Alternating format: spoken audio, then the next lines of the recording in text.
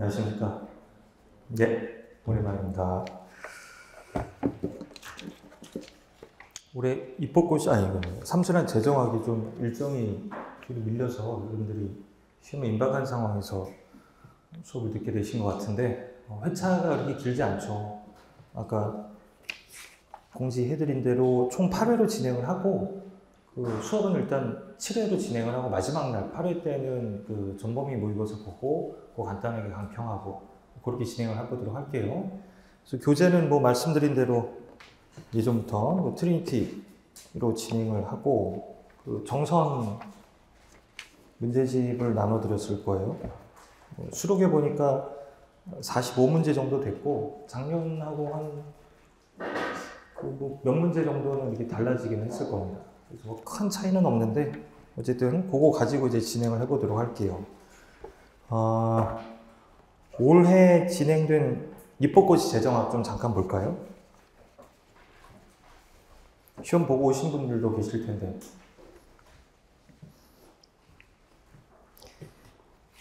일문은 뭐 형식적으로 보면은 실업범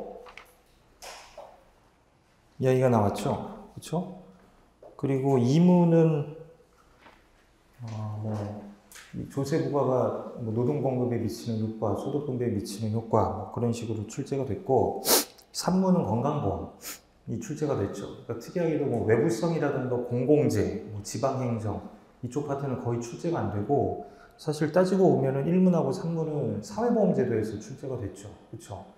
그 작년에는 그 입법고시 재정학에서 국민연금제도가 출제가 됐었는데, 올해 또 이렇게 사회보험 문제가 출제가 됐더라고요.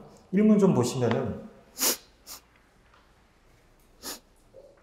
균질한 노동자로 구성되어 있는 갑국의 노동시장은 탐색마찰이 존재하여 갑국 정부는 근로상태의 노동자에게 고용보험료 타우를 징수한 뒤 실업상태의 노동자에게 실업급여 B를 지급하는 실업급여 제도를 운영한다. 실업자는 자신의 구직 노력에 따라 다음과 같은 기대효용을 얻는다. 기대효용 구조를 가만히 들여다보시면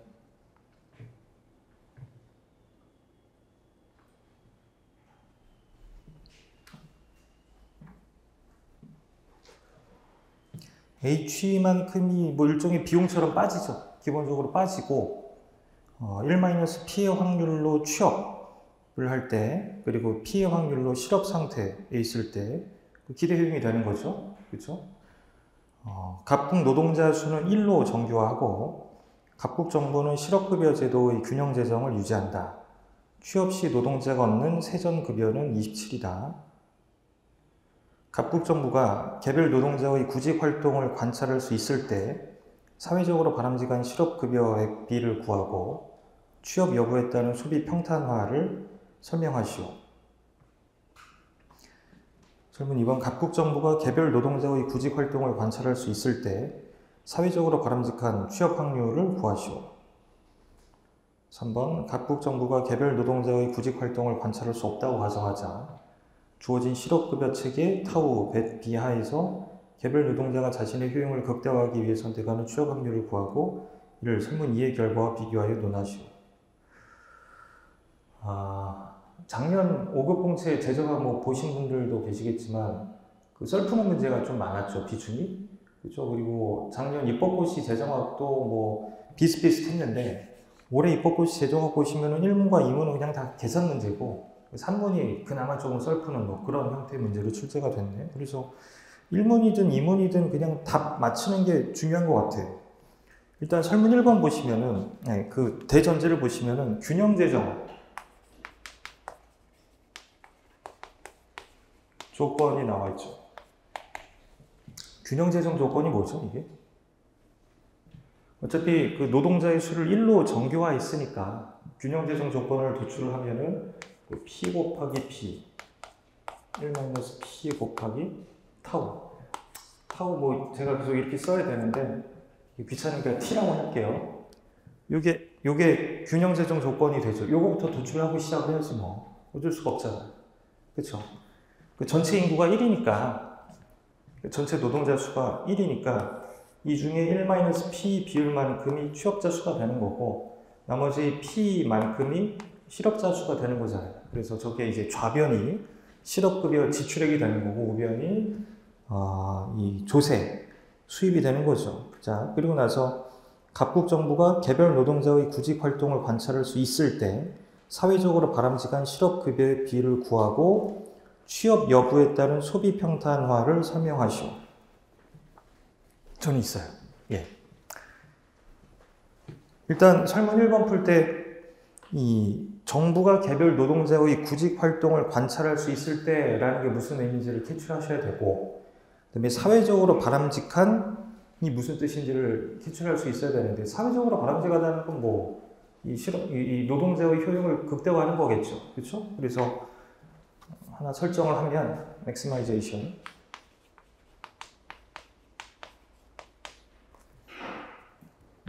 이 실업자가 경험하는, 뭐 노동자가 경험하는 기대 효용을 극대화하는 뭘 찾으래? B를 찾으래잖아요. 일단 이걸 풀어야 될 텐데, 시험장에서. 거기 보면은 정부가 개별 노동자의 구직 활동을 관찰할 수 있을 때가 무슨 뜻이겠냐 이거예요. 저도 맨 처음에 문제 보고 이게 무슨 뜻인지 하고선 생각을 하다 보니까 설문 3번 가보니까 각국 정부가 개별 노동자의 구직 활동을 관찰할 수 없다고 가정하자 주어진 실업급여 체계 하에서 개별 노동자가 자신의 효용을 극대화하기 위해 선택하는 실업 확률을 구하고 라고 되어 있잖아요. 여기서 이제 힌트를 하나 얻을 수 있는 거지. 정부가 개별 노동자의 구직 활동을 관찰할 수 없다면 P를 구하라고 물어보고 있고, 설문 1번, 2번에서는 구직 활동을 관찰할 수 있다고 할 때는 뭐 B를 물어보고 있으니까 설문 1번 풀 때는 그냥 P가 주어진 것으로 받아들여지겠구나. 정부 입장에서. 그렇게 간주하면 된다는 이야기예요. 그래서 이 극대화 문제를 풀 때, 요거 풀 때 P는 그냥 주어진 것으로 받아들이고 풀어내면 되겠네요. 오케이? 그래서 얘를 보면은 마이너스 2에 1-P의 제곱, 그 다음에 이제 플러스 1-P 곱하기 효용함수가 구체적으로 나와 있죠? 루트 C니까 27-T 루트 P. 요거잖아요, 이거. 그리고 이제 이거 풀 때, 이 P는 어차피 지금 정부 입장에서는 주어진 값일 테니까 이 균형 재정 조건을 여기다 넣으면 되겠네. T 대신에 B를 구해야 되는 거잖아요, 지금 우리가. 그쵸? 그래서 P는 주어진 것으로 받아들이고 저 균형 재정 조건을 넣어서 이걸 B의 함수로 만든다고 생각을 하고 접근하면 되잖아요. 그래서 이거 계산을 해보니까 계산이 뭐 그렇게 깔끔하진 않더라고요. 27-1-P분의 P 곱하기 B 이퀄 B 뭐 이렇게 나올 거예요. 그래서 27 곱하기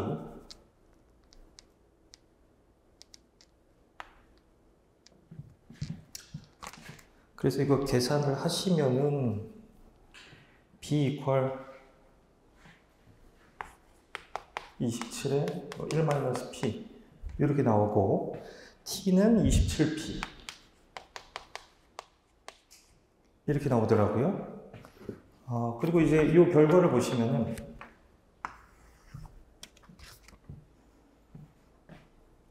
이 결과를 보시면은 잠깐만요. 이거 내가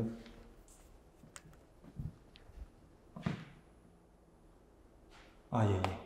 요거 보시면은 자, 이 W-T 이퀄 B 요게 성립하잖아. 이걸 왜 캐치해야 되느냐 하면은 이게 이제 취업자가 됐을 때의 세후소득이잖아요. 그리고 이게 실업자 상태에서 받게 되는 그 실업급여란 말이야. 이 둘이 동일하다는 이야기죠. 이건 이제 소비가 평준화된다는 이야기잖아요. 그래서 이제 설문 1번 다시 읽어보시면은 각국 정부가 개별 노동자의 구직 활동을 관찰할 수 있을 때 사회적으로 바람직한 실업급여의 B를 구하면은 이게 된다는 거고, 요거. 그리고 취업 여부에 따른 소비 평탄화를 설명하셔 보니까 이렇게 된다는 거죠. 소비 평탄화가 달성이 된다. 확인을 해보면. 이제 배점이 15점인데 이거는 제가 보기에 뭐 분량을 채우라고 배점을 15점을 준 게 아니라 그냥 계산을 좀 정확하게 해라. 그런 취지로 배점을 15점을 준 걸로 파악이 됩니다. 이렇게 해결해 주시면 되고, 그 다음에 이제 설문 2번 보면 각국 정부가 개별 노동자의 구직 활동을 관찰할 수 있을 때 사회적으로 바람직한 취업 확률을 구하시오. 이번에는 이거 구하는 거지.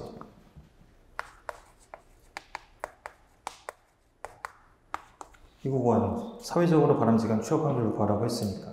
그쵸? 그러면은 이거는 이제 보면 그 다음에 플러스 1-p 아까 우리가 도출해 놨죠. 루트에 원래 이게 들어가야 되는데 t 구했잖아요. 27p 그러면은 뭐 27에 1-p 이렇게 되면 되고, 그 다음에 플러스 b 루트 b. 근데 얘도 뭐 27에 1-p 이렇게 되면 되겠네. 이것도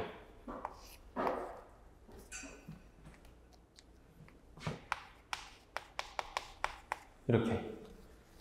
어차피 소비 평탄화가 달성되고 있으니까 여기 들어가는 내용물하고 여기 들어가는 내용물하고 똑같겠죠 뭐.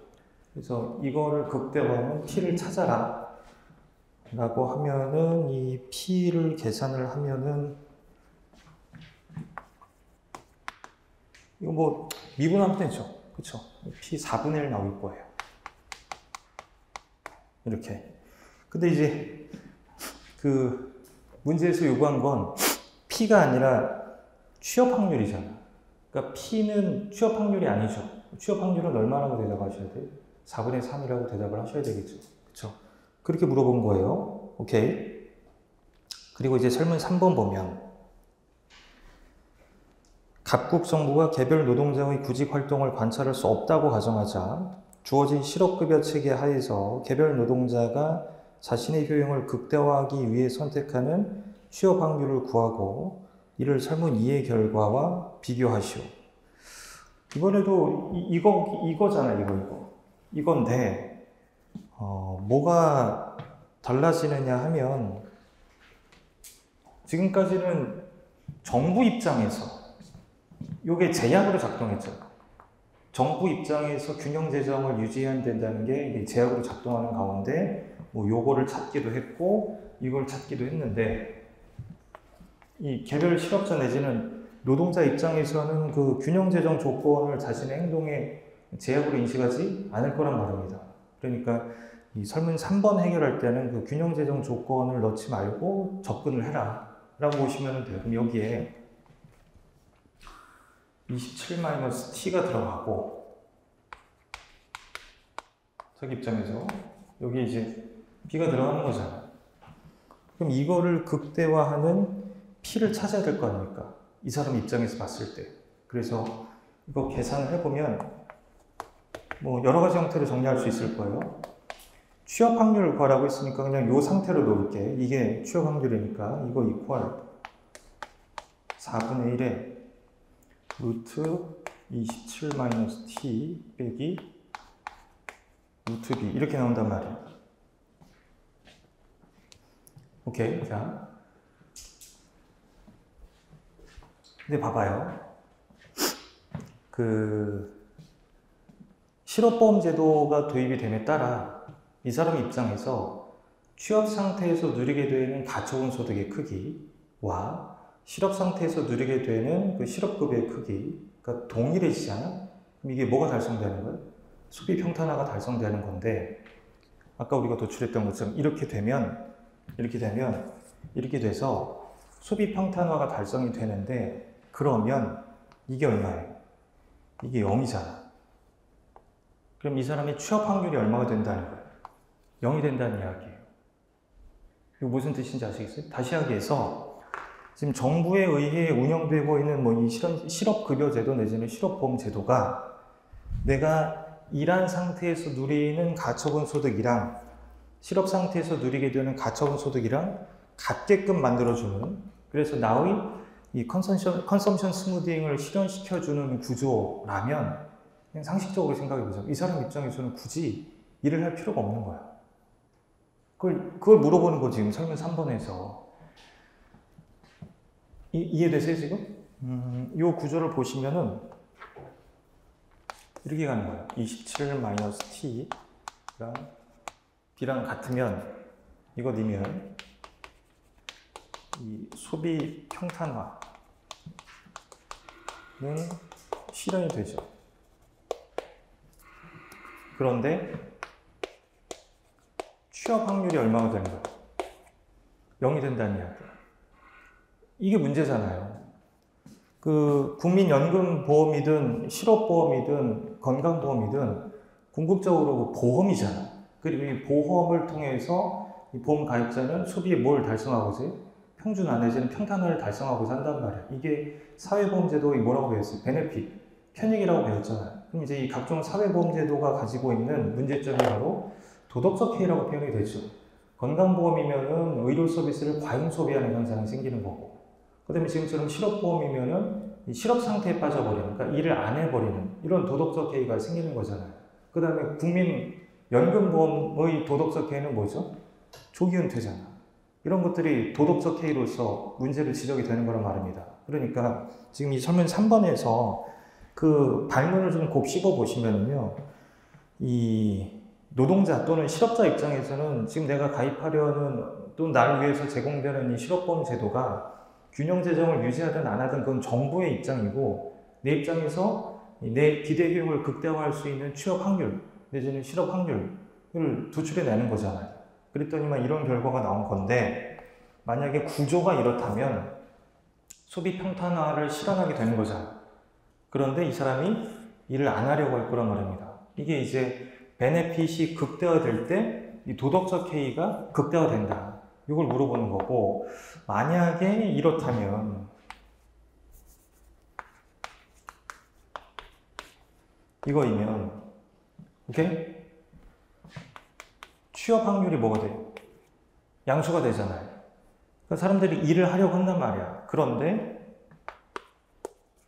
이 소비 평탄화가 실현되지 못한다는 거잖아. 이게 뭐야, 이게 결국. 이게 내가 일할 때에 비해서 실업자가 됐을 때 소득이 줄어드는 현상이잖아요. 그쵸? 그래서 이 설문 3번에서는 사회보험제도가 가지고 있는 기본적인 뭐 상충성? 이 어떤 그 동시에 실현하기 어려운 두 가지 목표? 요거에 대해서 물어보고 있는 거라고 생각하시면 되죠. 아시겠죠? 뭐 이렇게 접근하시면 돼. 그래서 이 1문은 그런 식으로 답을 딱딱딱 내시면 된다. 뭐 따로 뭐 어떤 시사점 같은 걸 설명하는 것보다도 숫자로 답을 맞히는 게 더 중요하다라는 거고, 2문 볼게.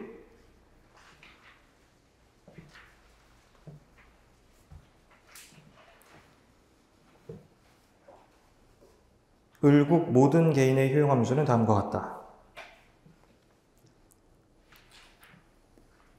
C는 소비고 소문자 L은 노동이네요. 설문 1번, 을국 정부가 세율 T로 근로소득세를 부과할 때 개인의 최적 노동 공급 시간을 시간당 임금 W와 세율 T로 표현하시오.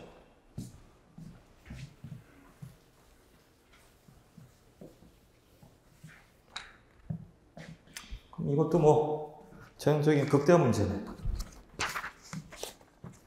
맥시마이제이션 U, 그 다음에 subject to C equal W 곱하기 L 이렇게 쓰면 되겠죠. 근데 이제 L은 요 구간에 들어가 있겠지. 거기 조건 다 나와 있죠. 이거 달성하는 뭐 L과 C를 찾자. 그럼 우리가 머릿속에서 뭐 요런 거 하나 연상해 볼 수 있겠네. 이게 L이고 이게 C라고 할게요. 그럼 예선선이 하나 이렇게 나오겠네. 얘가 16이고 여기가 뭐 16 곱하기 W 이렇게 되죠. 효용함수를 가만히 들여다보니까 U equal 2분의 1 C 플러스 12 로그 16 마이너스 L 이거네요. 그럼 저건 상용로가 아니라 자연로그로 취급해야 되는 거 뭐 관행상 알고 계시죠? 그쵸? 그래서 이거 가지고 무차별 곡선의 형태를 하나 도출해야 되는데 뭐 여러 가지 방법이 있는데 전미분하면 되잖아요.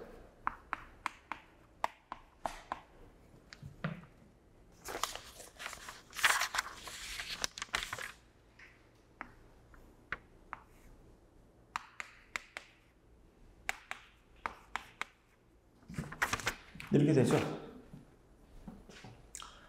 그러면은 dl분의 dc 이 무차별 곡선의 기울기 계산하면 되잖아요. 이거 보시면은 이렇게 되잖아요. 이렇게. 그럼 dl분의 dc 이퀄 16-l분의 24. 이게 무차별 곡선의 기울기예요. 오케이? 그러면은 무차별 곡선의 기울기는 일단 양수고 그 우상향한다는 거고 L이 커질수록 오른쪽으로 갈수록 기울기가 가팔라지는 형태니까 이렇게 나오겠죠. 그럼 이제 내부를 가정하고 되든 안 되든 일단 해보면 이거 찾으라는 거죠. 그쵸? 그럼 이거 이퀄 W 하면 되잖아요. 근데 이제 파악을 하셨을지 모르겠지만 준선형이죠. 그쵸? C에 대해서는 선형이잖아. 그리고 보니까 이 무차별 곡선의 기울기가 뭐에만 의존해? L에만 의존하니까 수직선상에서는 다 평행할 거다. 그 정도는 현장에서 캐치하는 게 좋지. 그래서 결국 이 사람이 선택하는 이 조건이 이건데 이미 출발 자체가 세율 t로 근로소득세를 부과하고 있는 상태잖아. 그러니까 요게 사실상 뭐고 1-t wl 이렇게 되는 거고 여기도 뭐 16 곱하기 1-t w 이렇게 된다고 보시면 되고 이것도 1-t 곱하기 w 이렇게 된다고 보시면 되잖아요. 그쵸? 그래서 계산을 해보니까 이 사람이 선택하는 노동 공급 시간이 16-1-t w분의 24 뭐 이렇게 나오더라는 거예요. 이게 이 사람의 노동 공급 시간이다. 근데 이 구조를 보시면은 이 사람의 이 세전 임금이 상승할 때 이 값이 어떻게 돼요? 이게 작아지잖아. 그럼 이 사람의 노동 공급 시간은 어떻게 되는 거예요? 커지는 거죠. 어차피 밑에 있는 설문 풀다 보면 이 성질이 필요해질 거예요. 왜냐면은 이게 L, 이게 C라고 할게요. 어차피 이 상한이 16이야. 예를 들어서 뭐 이렇게 된다고 할게요.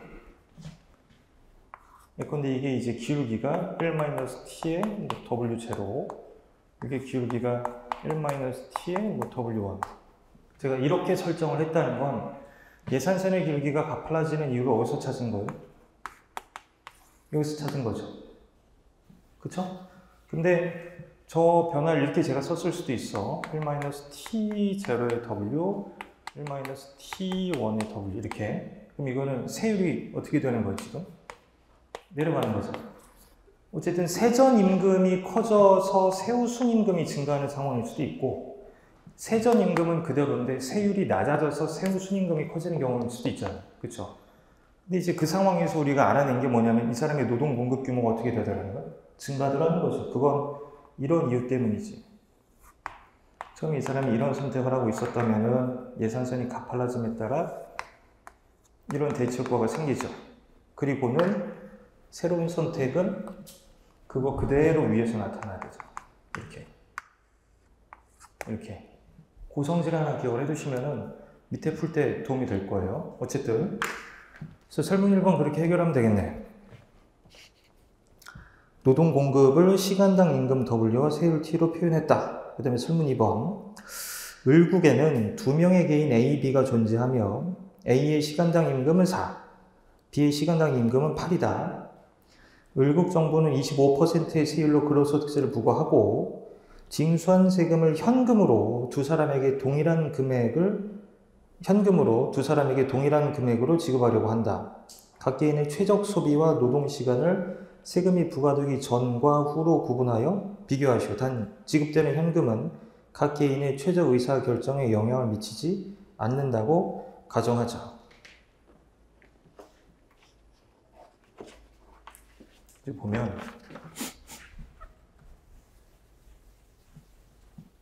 자, 예를 들어서 A 입장에서 보자고요. 이게 L, 이게 C예요.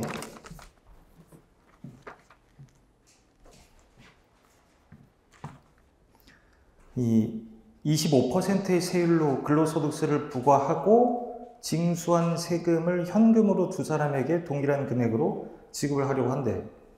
오케이? 그리고 각 개인의 최적 소비와 노동 시간을 세금이 부과되기 전과 후로 비교하라는 거잖아요.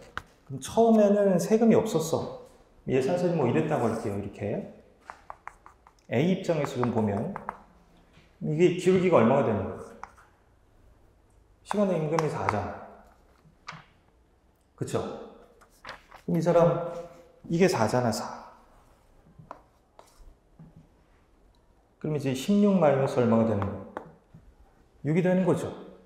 16 마이너스 6. 그럼 처음에 노동 공급이 얼마였다는 거예요? 10이었다는 거예요. 10. 이렇게 10. 여기서 선택하고 있었다는 거예요. 이렇게. A 입장입니다.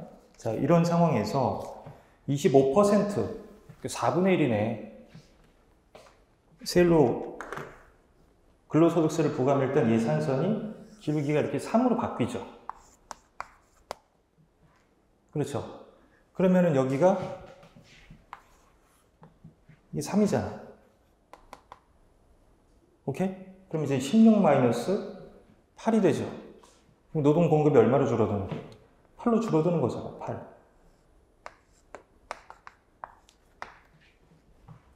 이해되시죠? 자, 근데 주의하셔야 될 게 뭐냐면 이게 끝이 아니라는 거지. 일단 이 사람에게서 거치는 세금이 얼마예요?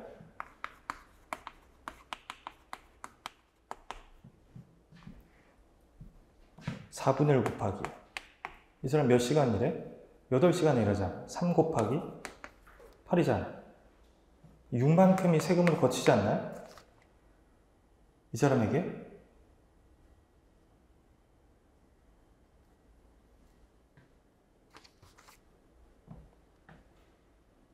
지금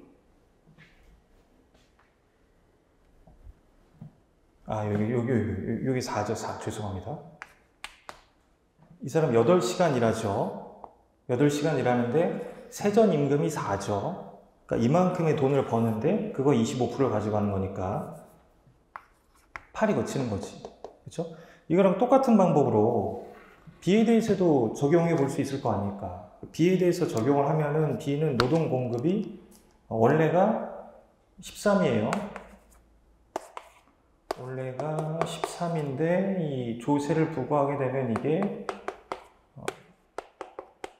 12로 줄어든다. 똑같은 공식 적용해 보면 B는 이게 8이잖아. 8. 세전 임금이 8. 그럼 이제 8분의 24, 3이니까 원래 노동 공급이 얼마야? 13이잖아요. 근데 이제 이 세후 임금이 얼마가 되는 거예요? 6이 되는 거잖아. 4분의 1 떼가니까. 그러면은 이게 6, 12 되는 거, 요거 이해되시죠? 그렇죠? 그리고 그 B로부터의 조세 수입은 4분의 1 곱하기 얼마 일한대? 12시간 일한대. 그러니까 12만큼 일한대. 근데 세전 임금이 얼마잖아? 이 8이잖아. 그쵸? 그럼 얘는 이거 이제 96이니까 96 나누기 4면 얼마 되나요? 16 되나요? 아, 죄송해요. 96 나누기 24. 오케이. 그럼 이거 더하면은 32잖아요. 요거를 A한테 16 주고 B한테 16 준다는 이야기잖아. 그럼 이제 얘는 이게 최종 예산선이 아니라는 거지. 여기서 얼마만큼? 16만큼 올라와야 된다는 이야기야. 근데 여기서 이제 아까 우리가 확인했던 그 준선형 효용음수 가지고 특징을 하나 생각해 볼 수 있다는 거지. 그러니까 그 설문 2번에서 맨 마지막에 그 괄호에 들어가 있는 단서 있잖아요. 이 지급되는 현금은 각 개인의 최저 의사결정에 영향을 미치지 않는다고 가정해서 이건 굳이 안 줘도 우리가 캐치할 수 있는 내용이라는 이야기야. 그대로 뭐만 늘어나는 거예요? 소비만 늘어나는 거지. 소비만 얼마씩 늘어나는 거야. 16씩 늘어나는 거잖아요. 이거 이해되시죠? 그쵸? 근데 요거 좌표를 찾아보면은요, 여기로 올라올 거예요, 여기로. 처음에 이 사람 소비 얼마였어요? 여기서. 40이었을 거 아니야. 그쵸? 여기서 소비 얼마예요? 24잖아. 근데 현금 얼마죠? 16 주잖아. 그러니까 여기로 와서 소비하게 된다는 이야기야. 요 예산서는 그대로 이렇게. 오케이? 이런 선택하게 될 거라는 거, 이렇게. 그리고 이것도 마찬가지. 여기도. 이 사람 처음에 소비가 얼마였어? 이거 계산해 보면은요. 처음에 이 사람 13단위만큼 노동 공급을 하잖아. 근데 세전 임금이 얼마이잖아? 8이잖아, 8. 그쵸? 그럼 이거 104만큼 소비하고 있었을 거 아니야. 오케이? 근데 저런 논리 그대로 적용하면은 이 사람의 소비가 88 이렇게 될 거예요. 떨어졌다 올라가는 거. 이 조합 그대로 찾아내시면 된다고요. 오케이? 그래서 이거 좀 정리를 하면 A는 L이 10이었는데 L-가 8이 되고 C가 40이었는데 이 C-도 40 그대로 유지가 된다는 이렇게. 이거 물어본 거예요. 설문 2번. 이해되시죠? 그 다음에 이제 설문 3번 보면 을급 정부가 이에서 징수한 세금을 현금으로 두 사람에게 동일한 금액을 지급하는 경우잖아요. 지금 이거와 전부 A에게 지급하는 경우의 불평등도를 진위계수를 이용하여 비교하시오.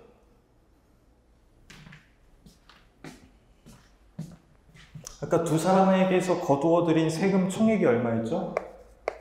32였잖아요. 근데 그거를 이 사람한테 16 주고 이 사람한테 16 주고 뭐 이런 케이스잖아, 지금 이게. 근데 그게 아니라 저 32를 누구에게 몰아주는 거야? A에게 몰아주는 거잖아요. 그쵸? 그럼 A는 소비가 아까 여기서 24로 줄었다가 여기 24로 줄었다가 16을 받는 게 아니라 32를 받는 거니까 C-가 24 플러스 32 해서 56이 되는 거예요. 그쵸? 그 다음에 B는 내고 되돌려받는 게 없잖아. 그럼 얘는 그냥 뺏긴 채 끝나는 거니까 이게 얼마가 되는 거야? 72가 되겠지. 이거 파악되시죠? 예. 그럼 이제 이거 가지고 진위계수 계산하라는 이야기잖아요. 근데 진위계수를 보시면은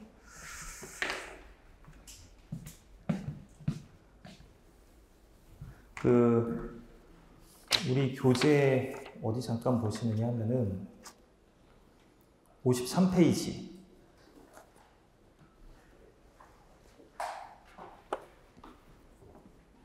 거기 필기를 예전에 해두셨을 것 같은데 제가 1순환 때 설명을 드렸는데 그 진위계수 구할 때 일단 진위계수는 뭐 2μ분의 델타잖아요.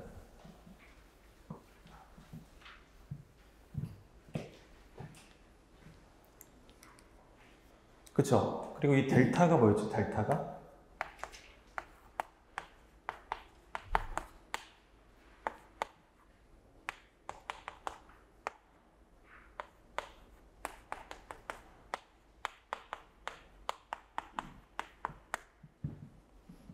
이렇게 되는데 표본을 사용할 때는 이거를 쓰고 실제 인구를 다 적용하면 뭘 쓴다고 그랬지? 이거 쓴다고 그랬잖아. 그러니까 예를 들어서 전체 인구가 뭐 4천만 명인데 그 4천만 명 가운데 뭐 임의 추출을 해갖고 뭐 표본 집단을 하나 만든 다음에 그 표본 집단에 속해 있는 사람이 예컨대 뭐 100명이다. 그럼 이제 100 곱하기 99를 적용을 해야 되는데 지금 이 문제는 그냥 사회 구성원 자체가 몇 명이에요? 2명이잖아. 그럼 표본이 아니라 그냥 그게 전부잖아요. 그러니까 엄격하게 이야기하면 여기서는 얘를 사용해야 될 거예요. 오케이? 어쨌든 이걸 사용하면은 얼마고? 이 나누기가 4고, 이거 사용하면 나누기가 얼마가 돼요? 2가 된다고. 그러니까 계산을 해보시면 이제 2배로 나와. 오케이? 그러니까 요 조합 있죠, 요 조합. 요거랑 요거인 상태. 가만히 봐봐. 이거랑 요거랑 요거인 상태. 일단 감은 잡히세요? 소득이 작았던 애는 소득이 커지고, 소득이 컸던 애는 소득이 작아지잖아. 그러니까 소득의 편차가 이 보라색에서도 어떻게 돼? 작아지잖아. 그러니까 대충 감을 잡으면 이 두 사람에게 반반씩 주는 경우에 비해 A한테 몰아서 줄 때 두 사람의 이 소비 규모, 여기서는 소비가 이제 소득이라고 간주하면 되는 거예요. 편차가 작아질 테니까 진위계수 값이 어떻게 될 것이다, 더 작아질 것이다. 요때 진위계수가 더 작을 거라는 걸 여러분들이 파악하시면 됩니다. 오케이? 그래서 제가 계산을 해보니까 저 n제곱 넣었을 때 요럴 때는 진위계수가 16분의 3이 돼요. 이게 16분의 3이고, 요때 진위계수가 이게 16분의 1? 이렇게 나올 거예요. 예. 오케이? 이건 여러분들이 그냥 기계적으로 돌려버리면 되는 거잖아, 이거는 할 수 있죠, 이거는. 요거 보면은, 그 위에 거 보면은, 40 빼기 40 한 번 나오죠? 0. 플러스 40과 88의 차이 얼마? 48 한 번 나오고, 그 다음에 88 빼기 88, 0. 그 다음에 88과 40의 차이? 48 이렇게 나오잖아. 요게. 이해되시죠? 근데 이거를 4로 나누느냐, 2로 나누느냐에 따라 진위계수 값이 다르게 나올 수 있다는 이야기예요. 근데 제가 생각하기에는, 자, 이걸 이제 n제곱을 적용했을 때 값들이잖아요. 근데 n 곱하기 n-1을 하면은 얘가 얼마일까? 이게 8분의 3 나올 거예요. 요거는 8분의 1 나올 거예요. 근데 결국 얘로 둘이 비교하든 이 한 사람에게 몰아줄 때 진위계수가 더 작아진다 라는 것만 맞으면 제가 보기엔 이거는 감점하기 어려울 거예요. 아직도 상당수의 교과서에서 이거 구별 안 하고 그냥 이걸로 설명하는 경우들이 있으니까. 아시겠죠? 그래서 그거에 대해서 너무 신경 안 쓰셔도 될 것 같아요. 어쨌든 진위계수가 어떻게 된다는 거예요? 작아진다. 그 두 사람에게 반반씩 나눠주는 경우에 비해 A한테 몰아주는 경우 두 사람의 소비 격차가 줄어든다. 그것만 캐치해내시면은 큰 문제는 없을 거라고 생각을 합니다. 이게 이제 설문 3번이었어요. 그러니까 설문 3번은 마지막에 가서 진위계수 구하는 것도 이제 이 공식을 기억을 못 하시면 좀 난처할 수 있는데 그 전에 이런 것들 함정에 빠지면 안 된다는 거예요. 계산 좀 잘 하셔야 된다는 거예요. 그 다음에 이제 설문 4번은 뭐 제가 풀어둘 필요가 없을 것 같아요. 위에서 우리가 도출해낸 그 결과들 있잖아, 저거. 뭐 L이라던가 C라던가 이거 효용함수에 넣어서 각각이 누리는 효용 숫자로 계산을 하셔서 그거 합해갖고 공리주의가 그 효용의 합이 4배우생이라고 보는 거니까 어떻게 되는지 계산하시면 되는데 시험에 차이가 없어요. 이걸 왜 내셨는지 모르겠는데 어떤 한 사람에게 몰아주는 경우나 반반 나눠서 주는 경우나 4배우생인 차이가 존재하지 않는 걸로 나오게 돼요. 아시겠죠? 그거 여러분들께서 확인하시기 바랍니다. 그래서 2문도 그냥 계산 문제지 뭐 이거는. 오케이? 그 다음에 3문 볼게.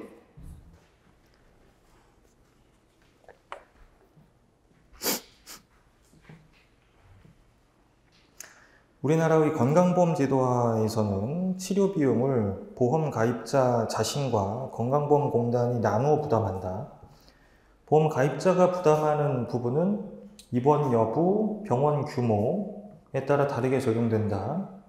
한편 2025년 직장가입자 기준 건강보험료율은 2024년과 동일하게 7.09%로서 직장가입자와 사업주가 각각 절반씩 부담한다. 대표적인 민영보험인 실손보험은 가입자 수가 2023년 말 기준 약 3,997만 명에 이르러 가칭 국민보험으로 일컬어지고 있다. 실손보험은 가입자가 질병이나 상해로 치료를 받고 직접 지출한 의료비를 보험회사로부터 되돌려받는 구조로 운영된다. 이는 건강보험과 중복으로 적용되어 실손보험 가입자가 사실상 병원 치료비를 전혀 부담하지 않을 수 있음을 의미한다. 질문 1번. 건강보험제도를 국가가 운영할 때 국가 전체의 의료비 지급액은 증가할 가능성이 높다. 그 이유를 논하시오. 질문 2번. 실손보험 도입은 사회적 순손실을 증가시킬 수 있다. 그림을 활용하여 그 이유를 논하고 해결 방안을 제시하시오. 단, 우하향하는 의료 서비스 수요 곡선과 수평의 의료 서비스 공급 곡선을 가정한다.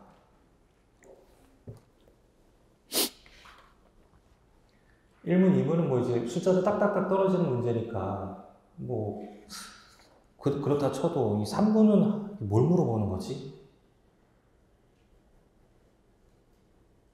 설문 2번에서 이야기하는 그 사회적 순손실 있죠? 그게 자중손실이지. 의료 서비스 과다 소비 또는 과잉 소비에 따른 그 삼각형 면적 있잖아요. 그거 물어보는 거죠, 뭐 사실. 그리고 해결 방안을 논하시오. 우리 배우지 않았나요? 경증 질환이냐 중증 질환이냐에 따라 이 자기 부담 부분의 크기를 달리하는 것이 바람직하다라는 거 있잖아요. 그 경증 질환인 경우에는 자기 부담 비율을 높게 설정을 하고 중증 질환인 경우에는 자기 부담 비율을 낮게 설정을 해서 커버리지를 다르게 하자. 그거 있잖아요. 그쵸? 설문 1번을 가만히 들여다보면 건강보험제도를 국가가 운영할 때 국가 전체의 의료비 지급액이 증가할 가능성이 높다. 그 이유를 논하시오. 요즘 뭐 논하시오, 설명하시오 이런 거 잘 안 나오는데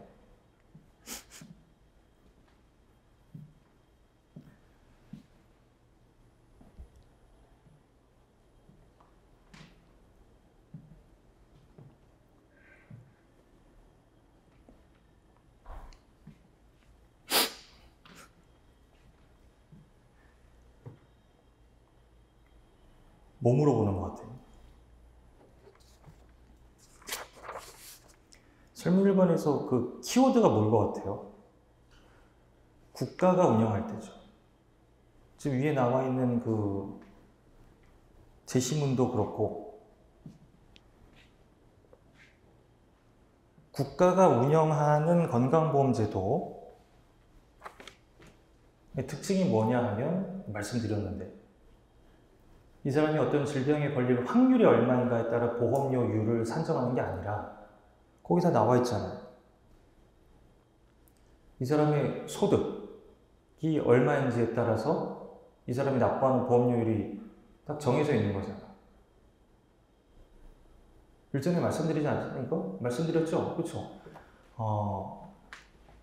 공정보험, 그러니까 보험 계리적으로 공정보험이 제공되는 게 아니잖아요. 이 고소득 가입자는 저소득 가입자에 비해 상대적으로 자신이 공정하다고 느끼는 보험료에 비해 보험료율이 높을 것이고 저소득 가입자는 자신이 공정하다고 느끼는 보험료율에 비해 보험료율이 낮은 특징을 가지게 된다는 거잖아요. 건강보험에 가입하는 가입자의 질병 확률이라고 할까요? 상해 확률과는 무관하게 소득이나 재산의 일정 비율을 보험료로 설정하는 구조이기 때문에 이해되세요? 자, 이 가입자 입장에서 봤을 때 질병 확률이나 상해 확률이 높은 저소득자에게 유리한 보험의 성격을 가지게 된다는 이야기예요.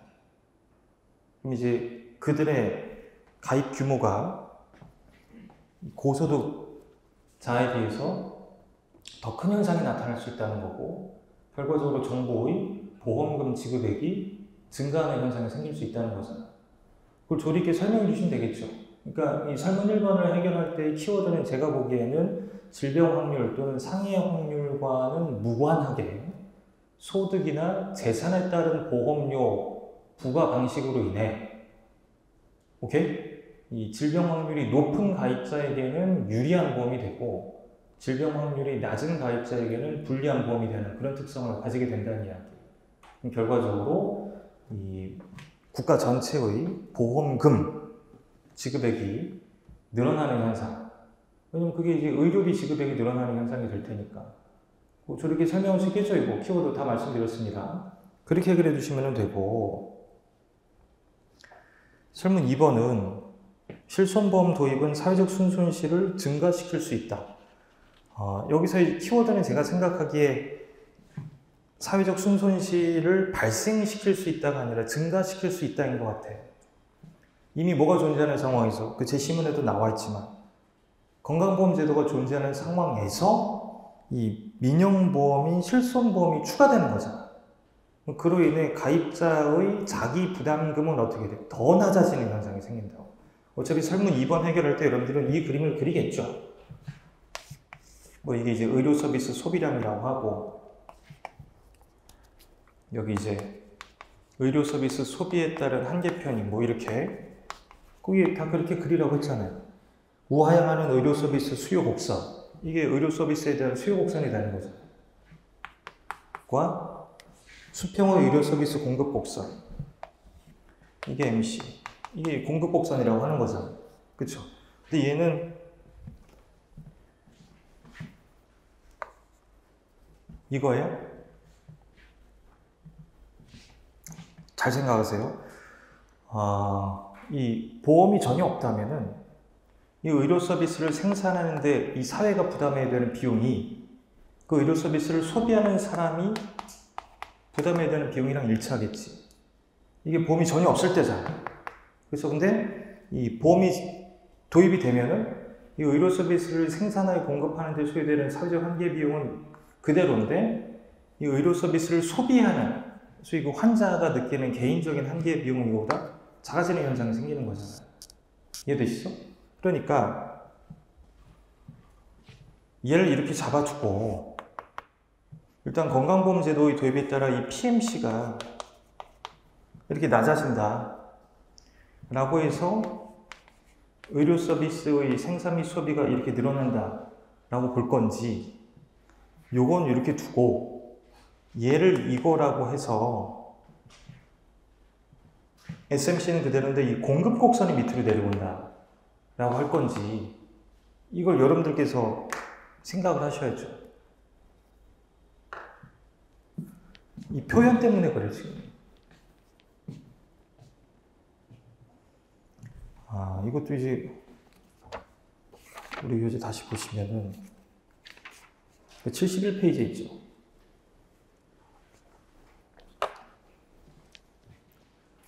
(71페이지에)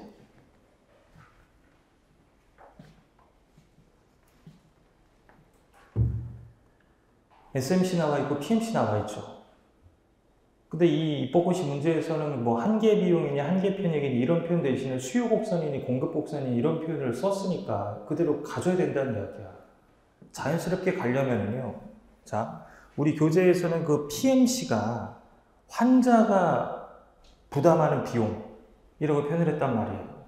근데 이렇게 보려면, 이 입법고시 문제 풀려면은 어떤 그 의료 서비스를 생산하여 공급하는 의사든 병원이든 있을 거 아니야. 오케이? 그들이 받고자 하는 최소한 이만큼은 받아야 되겠다라는 금액을 이 PMC로 해석을 해야 된다는 거지. 원래 생산하는 데 들어가는 비용은 이만큼인데 그 의료 서비스를 생산해 공급하는 사람들은 다 이만큼만 받아도 돼 라고 이야기하는 거잖아. 왜냐면 이만큼은 누가 커버해주는 거야? 건강보험공단에서 커버해주는 거죠. 저게 의복 수가가 되는 거잖아. 이거 파악되시나요? 그러니까 지금 이 입법고시 문제 풀 때 그림을 그릴 때 이 가입자의 본인 부담 있잖아. 자기 부담. 이 줄어드는 현상이 이게 이렇게 밑으로 내려가는 건데, 이거를 여기서는 그 의사나 병원이 의료 서비스를 제공한 대가로서 최소한 얼마를 받으려고 하느냐, 그거로 해석을 해주셔야 된다는 이야기. 지금 이게 제대로 전달되는지 모르겠는데, 그러니까 이 문제를 풀 때는 이 공급 곡선이 밑으로 내려오는 거로 해석을 하시라는 이야기. 그래서 이렇게 와 있어 지금 건강보험제도의 도입 때문에. 그러면은 이만큼이 뭐예요? 자정손실이죠. 근데 이 상태에서 민영보험이 도입이 되면 이게 더 내려올 거 아닙니까? 결과적으로 이 자정손실이 더 증가한다. 이렇게 표현해 주시면 되지. 그쵸? 그거 하나 설명해 주시고, 그 다음에 이제 아까 말씀드린 대로 이걸 해결하기 위한 방법으로서 우리 배웠던 내용 그대로 경증질환에 있어서의 가입자 본인 부담은 좀 많이 작고, 중증질환은 가입자 본인의 부담을 좀 작게 잡자. 그러니까 커버리지를 달리하자. 그렇게 설명하면 된다고. 이건 연습책에도 있었던 내용이고. 오케이? 그런 식으로 방향 잡고 설명해 주시면 되겠네요. 그래서 1문과 2문은 그냥 계산형 문제였고, 3문은 이렇게 우리가 알고 있는 내용 적절하게 줄글로 썰 풀어야 되는 그런 문제로 출제가 됐습니다. 자, 그 다음에 이제 올해 입법고시 경제학 문제도 빨리 좀 볼게요. 국경 3순환 때 풀어드렸는데, 이제 재경직 학생들이 국경 3순환을 들을 일이 거의 없으셨을 거라고 생각을 해요. 그래서 그때 대부분 이제 외교원 학생들이었는데, 그때 그 국경 3순환 진행하면서 그 수업 때 그런 얘기를 했거든. 만약에 이제 경제학에서 국제경제학이 나온다면은 예전에 비해 더 어렵게 나올 수도 있는데, 입법고시는 경제학에서 국제경제학을 낼 때도 있고 안 낼 때도 있다. 근데 어차피 이제 선택 과목이 없어졌으니까 입법고시에서도 경제학에서 국제경제학을 낼 가능성이 높지 않겠냐고 우리끼리 이런 이야기를 하다가 전략적 무역 정책 이야기할 때 그 올해 입법고시 2문이 있죠. 나오면 이렇게 나올 거다라는 이야기를 했었거든요. 근데 그렇게 또 나왔더라고요. 이게 뭐냐면은 이거 우리 경제학 시간에도 배우잖아요. A국 기업이 있고 B국 기업이 있어. 근데 이 C국 시장에 있어. 얘도 여기 가서 판매하고 있고 얘도 여기 가서 판매하고 있으니까 C국 시장에서 A국 기업하고 B국 기업이 과정 경쟁을 하고 있는 거잖아요. C국 시장이 과정 시장이란 말이야. 그리고 대부분 여기서 꾸르노 경쟁을 하는 상황으로 연출이 될 거란 말입니다. 출발은 뭐냐면은 이 꾸르노 균형을 구해라. 근데 갑자기 이제 이 A국 정부가 얘한테 개입을 하는 거죠. 야, 내가 보조금 줄 테니까 이렇게 해라. 그랬을 때 여기서 벌어진 일을 분석을 해라. 이런 게 이제 일반적인 구조잖아요. 근데 그 출제된 문제를 보시면 아시겠지만 이거 있잖아요, 이거. 이 A국 시장이 있고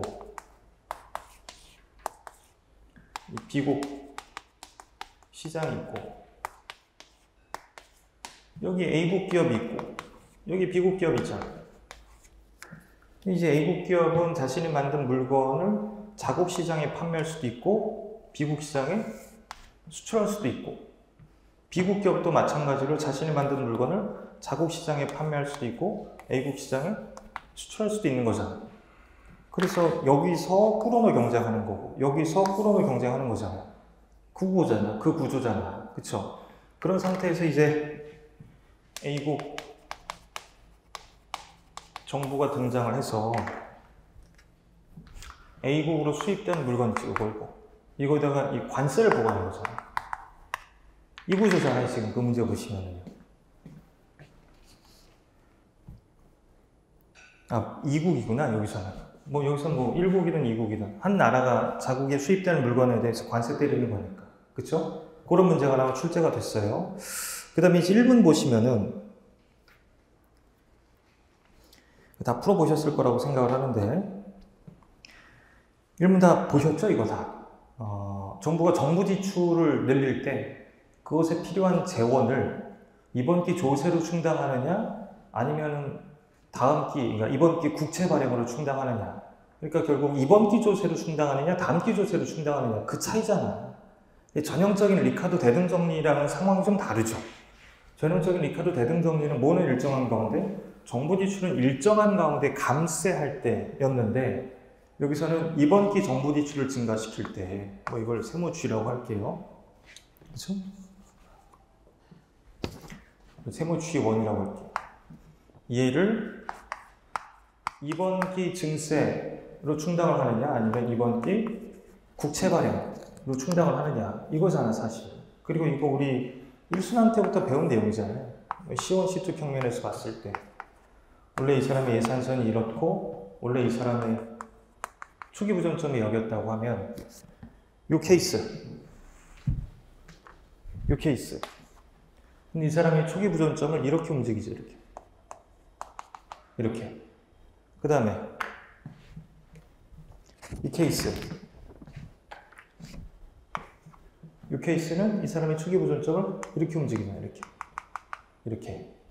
근데 이 연두색 점과 핑크색 점은 동일한 예산선 상에 위치하게 된다는 건 알고 계시죠? 이 연두색 기울기가 얼마예요? 세모 주요는. 이 핑크색 길이가 얼마예요? 1 플러스 R에 세모 주요이 되는 거죠. 그쵸?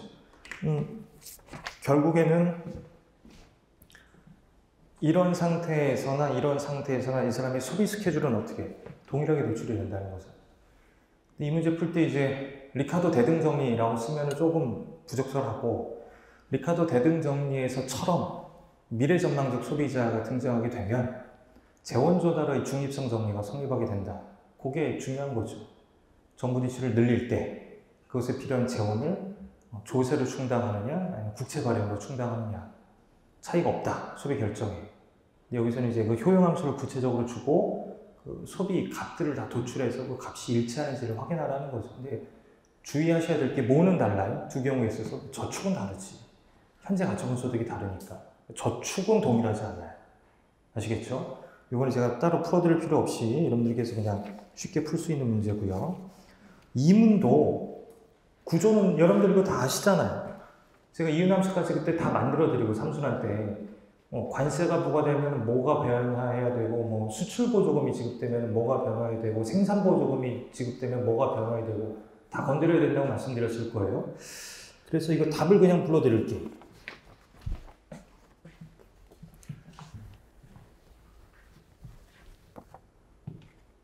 뭐 H1 equal E1 equal H2 equal E2.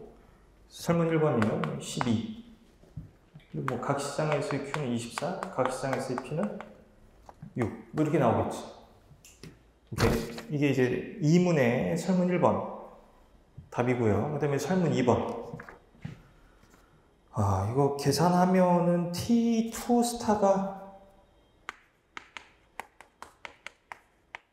이 6이 나올 거예요.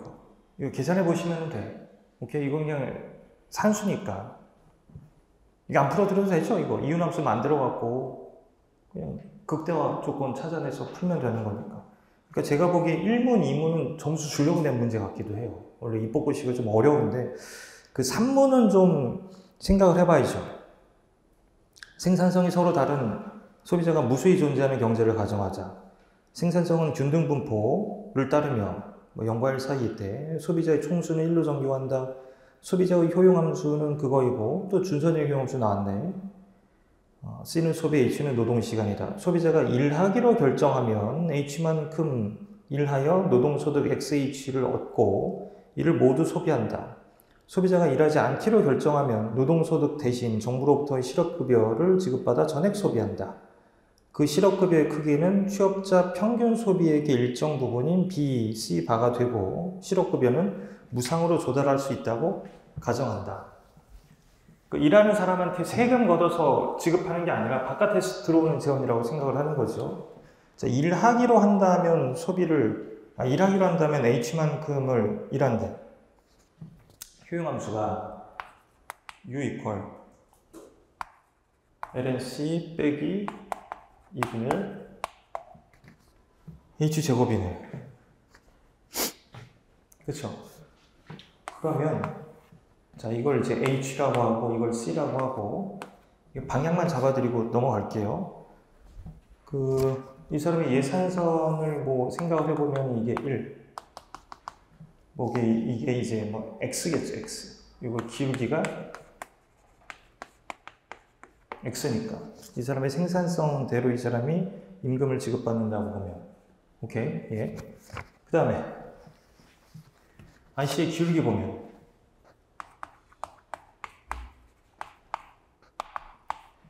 DH분의 DC를 구하면 이게 C 곱하기 H가 나오더라고요.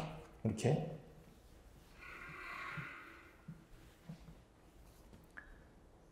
이거 뭐 전미분해서 하면 되잖아. 그쵸? 그러면 이거 이퀄 뭐 X. 접점 조건 하나 그냥 찾아서 가보면 되는 거잖아. 그리고 이 제약이 뭐예요? C 이퀄 X 곱하기 H잖아요.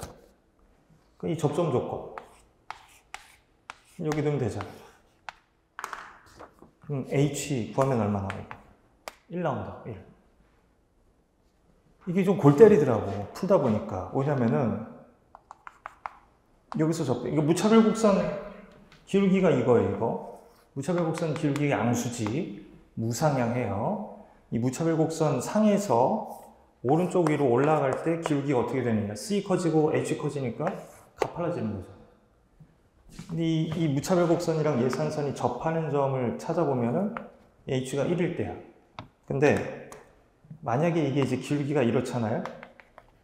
그럼 여기서 접한다. 이렇게 따라다니면서 이런 특징이 있더라고. 그림을 그려보면. 그래서 H는 그냥 1로 나와.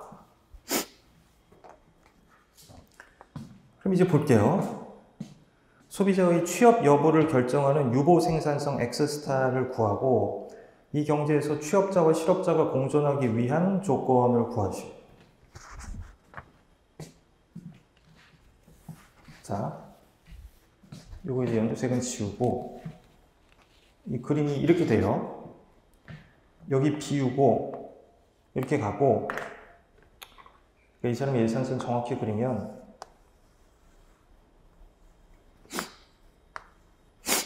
이렇게 되지. 여기가 B 곱하기 C 바잖아요. 그쵸? 그럼 이제 볼게요. 그림으로 보면 이 사람이 일한다면 한 단 일할 거야. 일 안 한다면은 요만큼을 소비할 수 있고. 그럼 이제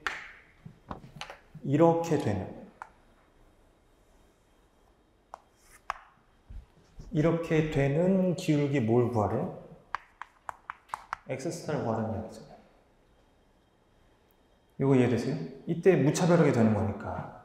만약에 이 사람의 생산성이 이 기울기보다 더 가파르다면 이 사람 일을 하겠죠, 이제. 여기보다는 효용이 더 크니까. 이 사람의 예산선의 기울기가 이거보다 완만하다면은 이 사람 그냥 여기서 소비하겠지. 여기보다는 효용이 더 크니까. 그러니까 이걸 구하라는 거잖아. 이거 수식으로 도출할 수밖에 없죠, 뭐. 보면 U에 효용수가 이제 C, H로 나와 있으니까 B, C, 0 이게 이제 일 안 하고 실업급여 받을 때의 효용이에요. 그리고 이퀄 U에 X 스타, 1 1만큼 일하고 X 스타만큼 소비할 때. 오케이. 이거 계산해 내시면은 그 X 스타가 익스포넨셜이 나와버리죠? E 마이너스 B 루트 2 분의 B 루트 2, 그러니까 익스포넨셜 이렇게 되더라고. 저 값을 계산을 해내면. 그리고 이 사람의 생산성이 경제 노동자들의 생산성이 0 이상 1 이하에서 균등분포하잖아. 여기를 이제 X스타라고 하면 이쪽이 뭐야? 실업자고 이쪽이 취업자겠네. 그쵸? 근데 취업자들은 소비를 얼마씩 해? X를 하잖아. 그러니까 취업자들의 평균 소비 C 바램에서 얘는 뭐랑 뭐의 평균이야? 얘랑 얘의 평균이겠네. 이게 확률 밀도 함수가 1이잖아 지금. 그쵸? 그럼 얘는 2분의 1 플러스 X스타. 요거 넣으면 되겠네 이제. 그래서 이거 가지고 이제 다 계산하시면 돼요. 그래서 이 경제에서 취업자와 실업자가 공존하기 위한 조건을 도출하시오. 실업자와 취업자가 공존하기 위한 조건이 뭐예요? 만약에 X스타가 0이면 다 뭐가 돼? 취업자가 되죠. 근데 X스타가 1이면 다 뭐가 돼? 다 실업자가 되죠. 그러니까 이제 공존하기 위한 조건은 뭐 X스타가 0보다는 크고 1보다는 작을 조건이잖아. 근데 X스타 여기 구해놨잖아요. 그쵸? 그래서 X스타가 0과 1 사이에 있으려면은 이 B가 0 이상 루트 익스포넨셜 분의 1 이렇게 나옵니다. 이렇게 계산하시면 돼. 그 다음에 설문 2번.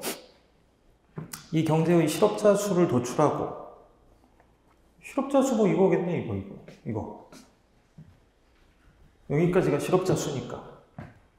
그쵸? B의 변화가 실업자 수에 미치는 경제적 효과를 구체적으로 설명하시오. B가 증가하면 얘 값이 올라오잖아. 그럼 이제 이 무차별하기 위한 X스타가 더 커지는 거잖아요. 이거 기억나시죠? 아까 설명드린 거. 뭐 보자고. B가 커지면 이게 커지잖아. 오케이?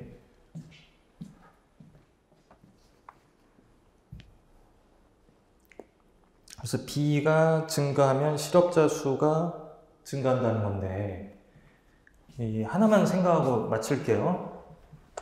B가 커지면 일단 얘가 커지지. 그쵸? 그런 효과가 있어요. 근데 B가 커지면은요, 얘가 커지고, 얘가 커지면 이게 커진다. 그럼 C배가 커지는 거야. 그럼 결과적으로 얘가 커진다. 그러니까 요 효과도 좀 생각을 하자는 거지. B는 뭐예요? B는 취업자들의 평균 소비액 중에 얼마나 많은 부분을 실업급여로 지급을 하느냐라는 거죠.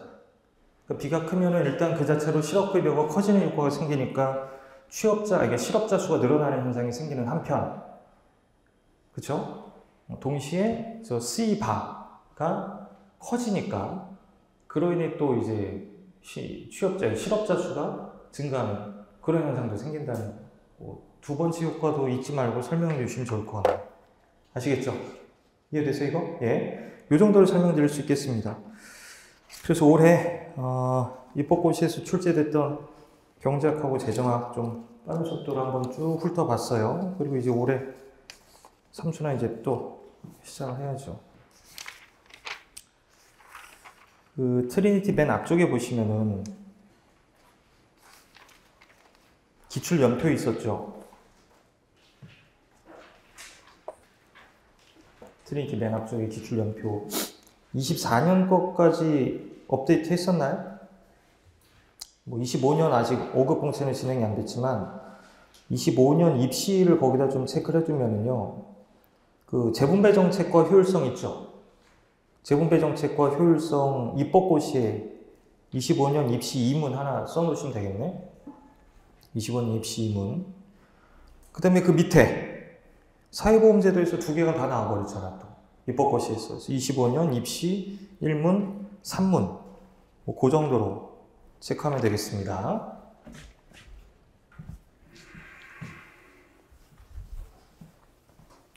재정학이 참, 이게 문제야, 이게. 이렇게 그냥 다 숫자로 풀어야 되는 문제가 나와서, 또 숫자 연습을 해야 되겠구나, 라고 했다가 작년에는 또 완전 썰 푸는 문제로 왕창 출제가 돼갖고 또 당황스럽고. 그러니까 썰 푸는 문제가 출제가 돼도 풀어야 되고, 계산 문제가 출제가 돼도 계산으로 맞춰야 되고. 근데 차라리 계산형 문제가 출제가 되면 그냥 풀면 되는데, 썰 푸는 문제가 출제가 되면 이게 암기를 해놓은 내용이어야 하잖아. 작년에 그 세대간 회계도 그렇고, 뭐 국채 부담도 그렇고, 막 그런 것들이 있었잖아. 그러니까 이게 문제인 것 같아. 그래서 우리가 2차 시험장 들어갈 날이 이제 얼마 안 남았는데, 최소한 암기해야 될 것들은 좀 암기를 하고 넘어가자는 이야기고, 되도록이면 제가 수업 시간에 이 정도는 암기를 하고 들어갑시다라고 말씀을 드릴 거예요. 그 작년 5급 공채 1문으로 나왔던 그 국채 부담이 있었잖아요. 이것도 삼순환에서 혹시 그러니까 그냥 이거 암기를 해두고 들어가는 게 좋겠습니다 라고 했는데, 이제 혹시 나와버린다는 이야기지. 그렇죠. 사실 지금 가장 큰 이슈는 뭐예요? 국민연금 제도 아니야? 그렇죠. 근데 국민연금 제도가 작년 입법고시에서 출제가 됐고, 그 전해에도 출제가 됐었어요. 2년 연속으로. 그래서 올해 입법고시에서는 출제하시기가 조금 부담스러우셨을 거란 말입니다. 근데 5급 공채에서는 지금 국민연금 제도가 출제된 게 꽤 되기 때문에 출제하실 가능성이 분명히 있는 것 같아요. 뭐 그런 식으로 감을 잡고 공부하시면 되겠죠. 오랜만에 보는 거니까 다시 간단하게 좀 전체 체계를 잡아볼게요. 재정학은 뭐 여러 번 우리가 살펴봤지만 이 정부의 경제 활동에 관한 분석인데, 이 정부의 경제 활동을 목적에 따라 구별해서 접근하기도 하고, 아니면 지출이냐 재원 조달이냐로 나누어서 접근하기도 하죠. 그렇죠? 이 목적에 따라 이 구별할 때에는 자원 배분의 효율성, 재고를 위한 정부의 경제 활동, 그리고 소득 분배의 공평성, 재고를 위한 정부의 경제 활동으로 또 나누잖아요. 자원 배분의 효율성, 재고를 위한 정부의 경제 활동이 이루어지고 있다는 것은 뭘 의미하는 거지? 시장 실패가 발생하고 있음을 의미하는 거잖아요. 그럼 이제 뭔가 정부가 자원 배분의 효율성 제고를 위해서 시장에 개입해서 어떤 일을 하고 있다는 건 시장 실패가 발생하고 있다는 이야기니까, 그 시장 실패를 발생시킨 원인이 뭔지를 따져봐야 되는데, 가장 중요한 두 가지가 뭡니까? 공공재, 그리고 매우성이죠. 그렇죠? 그리고 이 공공재라고 하면은 몇 가지를 떠올리셔야 되는데, 첫 번째가 뭐냐면은 그 순수 공공재랑 비순수 공공재를 구별을 하자는 이야기예요. 그래서 이 공공재에 관한 이야기를 할 때는 순수 공공재랑 그다음에 이제 정체 공공재. 정체 공공재는 아직까지 시험에 출제된 적은 없죠. 그렇죠? 이 순수 공공재 이야기를 할 때는 당연히 개념, 그다음에 특성, 뭐 이런 이야기 하고 나서 효율 조건, 이거 나오죠. 그쵸? 그리고 여기서 이제 여러 가지 이야기들이 파생이 되는데, 뭐 뻔하잖아. 어떤 공공재가 있다. 그럼 이제 출발이 뭐냐면은 그냥 얘네들이 알아서 하게끔 맡기면 어떤 결과가 도출되겠냐, 이걸 물어보는 거지. 이게 보통 이제 분권화된 의사결정 체계에다가 공공재와 관련된 이 자원 배분을 맡길 때 어떤 결과가 도출되느냐, 일단 이거 도출하라고 할 거예요. 그 다음에 이제 두 번째로 물어보는 게 뭐냐면은 사회적으로 효율적인 공공재 수량은 얼마냐, 이걸 물어볼 거예요. 그리고 양자를 비교해 봐라. 그럼 이제 과소하겠지. 그럼 이제 이 과소 공급의 문제를 해결하기 위한 방법이 뒤에 나오게 될 거란 말입니다. 근데 이제 가장 전형적인 게 뭐죠? 이 공공재가 과소 공급되는 이유는 공공재에 대한 선호가 과소 표출되기 때문이다. 그럼 이제 뭐로 연결될 가능성이 높아? 수요 표출 메커니즘으로 연결될 가능성이 높다는 이야기. 그게 이제 가장 전형적인 흐름이에요. 그래서 여기서 이제 나오는 게 수요 표출.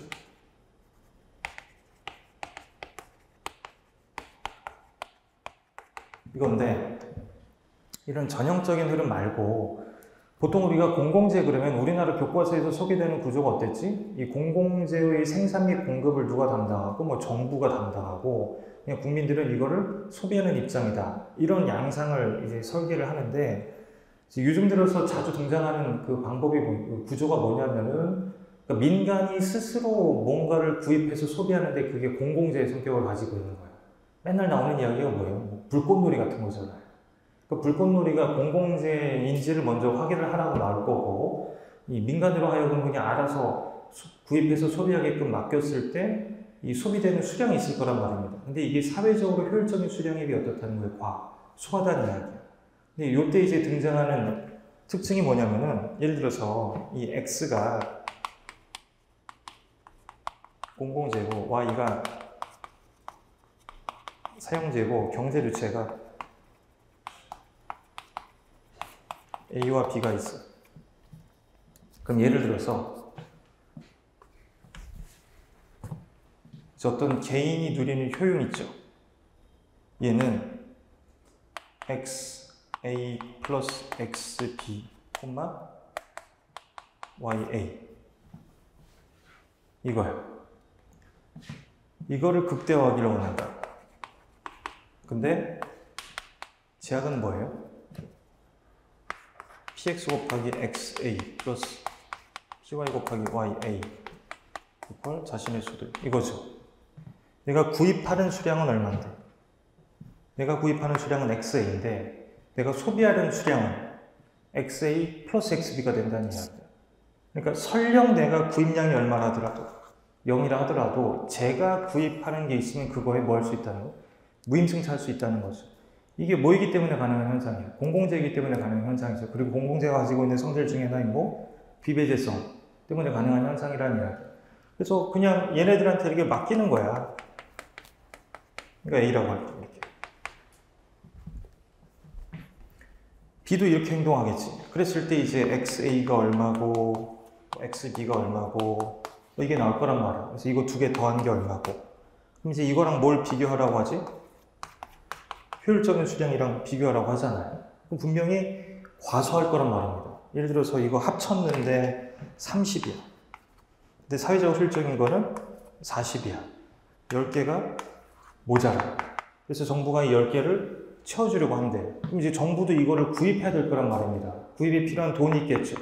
이한테 이제 세금으로 거두는 거.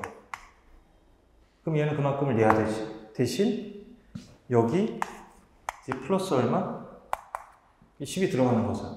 그럼 이러면 얘네들의 행동을 이것도 바뀌어버리잖아. 그랬더니만 얘가 20으로 줄어드는 거지. 그쵸? 그럼 이제 20개를 얘네들이 소비해. 근데 정부가 얼마를 구입하는 거야? 10개를 구입하는 거니까 총 소비량이 몇 개가 되는 거야? 30이 되는 거죠. 총 소비량은 늘어난다, 안 늘어난다? 안 늘어난다는 거죠. 요런 구조도 있다는 거지. 요즘 나오는 문제들 중에서. 오케이? 그 다음에 정체공공재. 정체공공재를 공부하는 이유에 대해서 생각하셔야 된다고 여러 번 말씀드렸죠.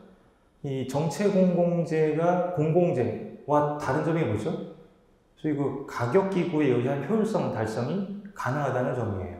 적절한 뭘 설정함으로써, 가격을 설정함으로써 이 분권화된 의사결정 체계에 의해서도 효율성 달성이 가능하다는 면이 순수 공공재랑 다르다는 건데, 지금까지 제대로 출제된 적은 사실 한 번도 없다. 뭐 그 정도로 이게 좀 중요성이 떨어진다. 이렇게 생각하셔도 될 것 같아요. 오케이. 이게 이제 우리가 보통 이야기하는 거 공공재랑 관련된 이야기인데, 자, 대부분의 이 공공선택 이론이 이 공공재랑 관련된 형태로 등장하잖아요. 다시 하기해서 이 공공재의 공급 규모를 공공선택 과정을 통해서 결정을 하는 거야. 예를 들어서 몇 단위의 공공재를 공급할 것인지를 다수결 투표를 통해서 결정을 한다든가 뭐 어쩌고저쩌고 뭐 이런 이야기 나올 때 그때 결정되는 공공재 공급 규모가 효율적인지를 또 물어보잖아요. 뭔 얘기인지 아시겠죠? 근데 일반적으로 효율적이야, 비효율적이야? 비효율적이잖아. 그거에 대해서 물어보는 게 이제 공공선택 이론에서 거의 가장 흔해 빠진 그런 주제라는 거잖아. 우리 교재 25페이지 보시면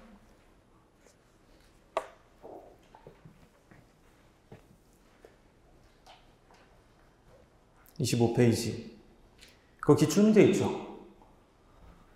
거기 설문 2번 보면 다수결 투표로 결정되는 공공재 생산량이 효율적인 조건에 대하여 논하시오. 이렇게 나온다고요.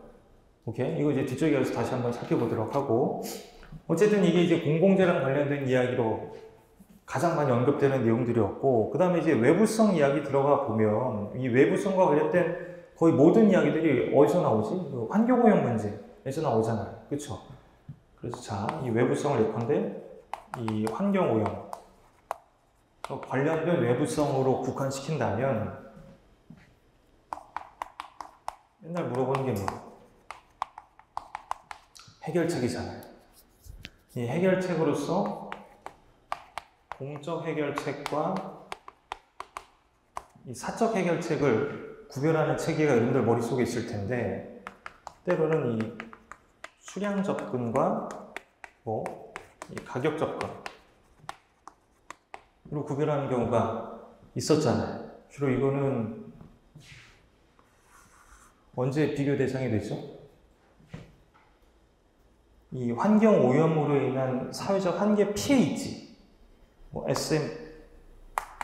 SMD라고도 하고 MEC의 양상에 따라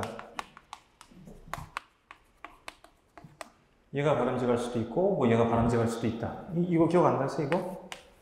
예를 들어서 이게 이제 뭐 배출량이라고 할까? 이 경제의 한계 감축 비용이 이거인지 이거인지를 잘 몰라.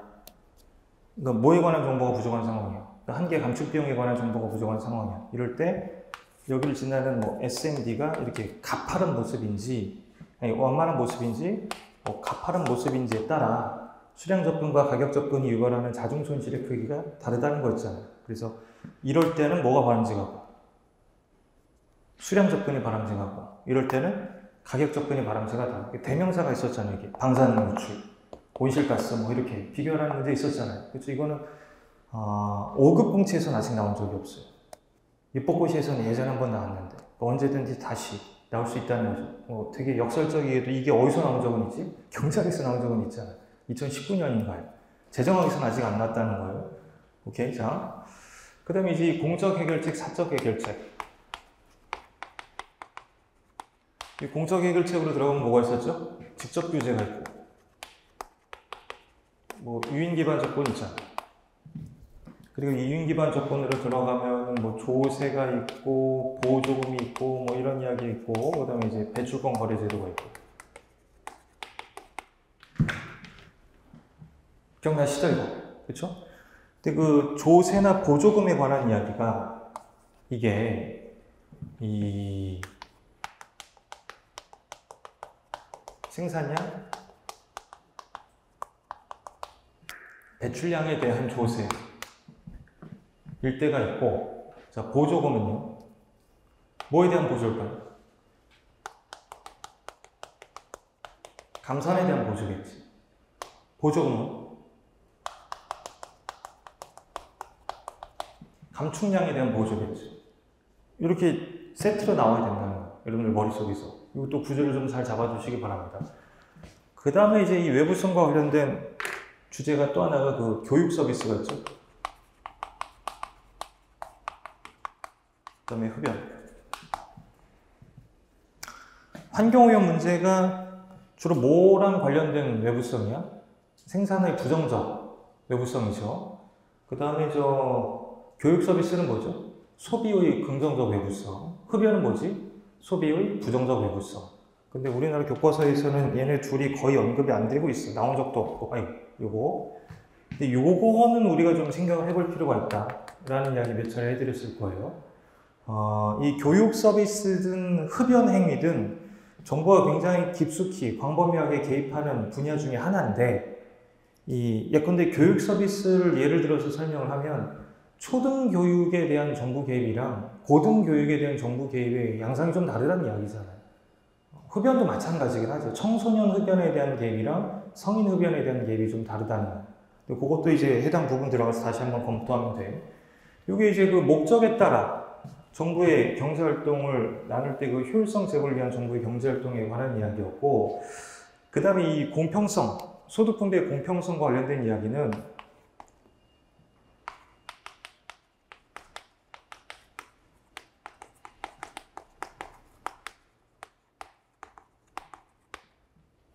이게 가장 앞단에 나오죠. 재분배 정책과 효율성. 먼저 생각을 하셔야 되는 게, 여러분들 재분배가 뭐죠? 재분배? 누군가에게서 빼앗아서 다른 누군가에게 갖다 주는 거잖아요. 그럼 이쪽에서는 사실 조세를 부과하는 거나 마찬가지고, 이쪽에다가는 뭐 해주는 거나 마찬가지야. 보조해 주는 거나 마찬가지인데, 이런 재분배가 있을 때 이 조세가 소득세냐 물품세냐, 이거 비교 많이 하잖아. 어떤 측면에서? 효율성 측면에서. 여기도 마찬가지지. 누구에게 줄 때 이게 소득 보조냐 무슨 보조냐 가격 보조냐, 이거 효율성 측면에서 비교하라고 할 때가 많이 있잖아. 이게 가장 먼저 등장하는 거야. 누군가에게서 빼앗아서 누군가에게 보태줄 때 그 방식이 상대 가격의 변화를 유발하지 않는 방식이냐, 상대 가격의 변화를 유발하는 방식이냐에 따라서 이 효율성 측면에서 다른 결과를 가져온다는 게 아주 정형화된 내용이잖아요. 그 다음에 또 나오는 게 뭐죠, 이게? 여기서? 이 재분배 정책이 뭐에 미치는 효과? 노동 공급에 미치는 효과죠. 그렇죠? 재분배 정책이 노동 공급에 미치는 효과. 그럼 다시 하기해서 누군가에게서 이 세금을 걷어가지고 누군가에게 줄 때 그 세금 뜯기는 쪽에서 노동 공급에 미치는 효과가 있을 거고, 받는 쪽에서 노동 공급에 미치는 효과가 있을 텐데, 이 세금 내는 쪽에서 노동 공급에 미치는 효과는 저 뒤에 가서 조세와 노동 공급에서 살펴보게 되지. 근데 이제 주로 여기서 살펴보는 건 이 받는 쪽에서 노동 공급에 어떤 영향을 미치게 되느냐였잖아요. 그게 뭐였어요? GMI가 노동 공급에 미치는 효과, NIT가 노동 공급에 미치는 효과, 뭐 근로장려금 또는 뭐 EITC 노동 공급에 미치는 효과, 요즘 자주 나오는 뭐 기본소득세 노동 공급에 미치는 효과 뭐 이런 것들이잖아요. 이런 것들이 여기서 등장하는 저 두 번째 주제라고 생각을 하시면 돼요. 그래서 여기서 등장하는 첫 번째 주제는 각종 조세 또는 보조금과 효율성에 관한 이야기, 두 번째 이 각종 재분배 정책이 노동 공급에 미치는 효과 요거였고요. 그 다음에 이제 두 번째가 뭐냐면 사회보험에 관한 이야기죠.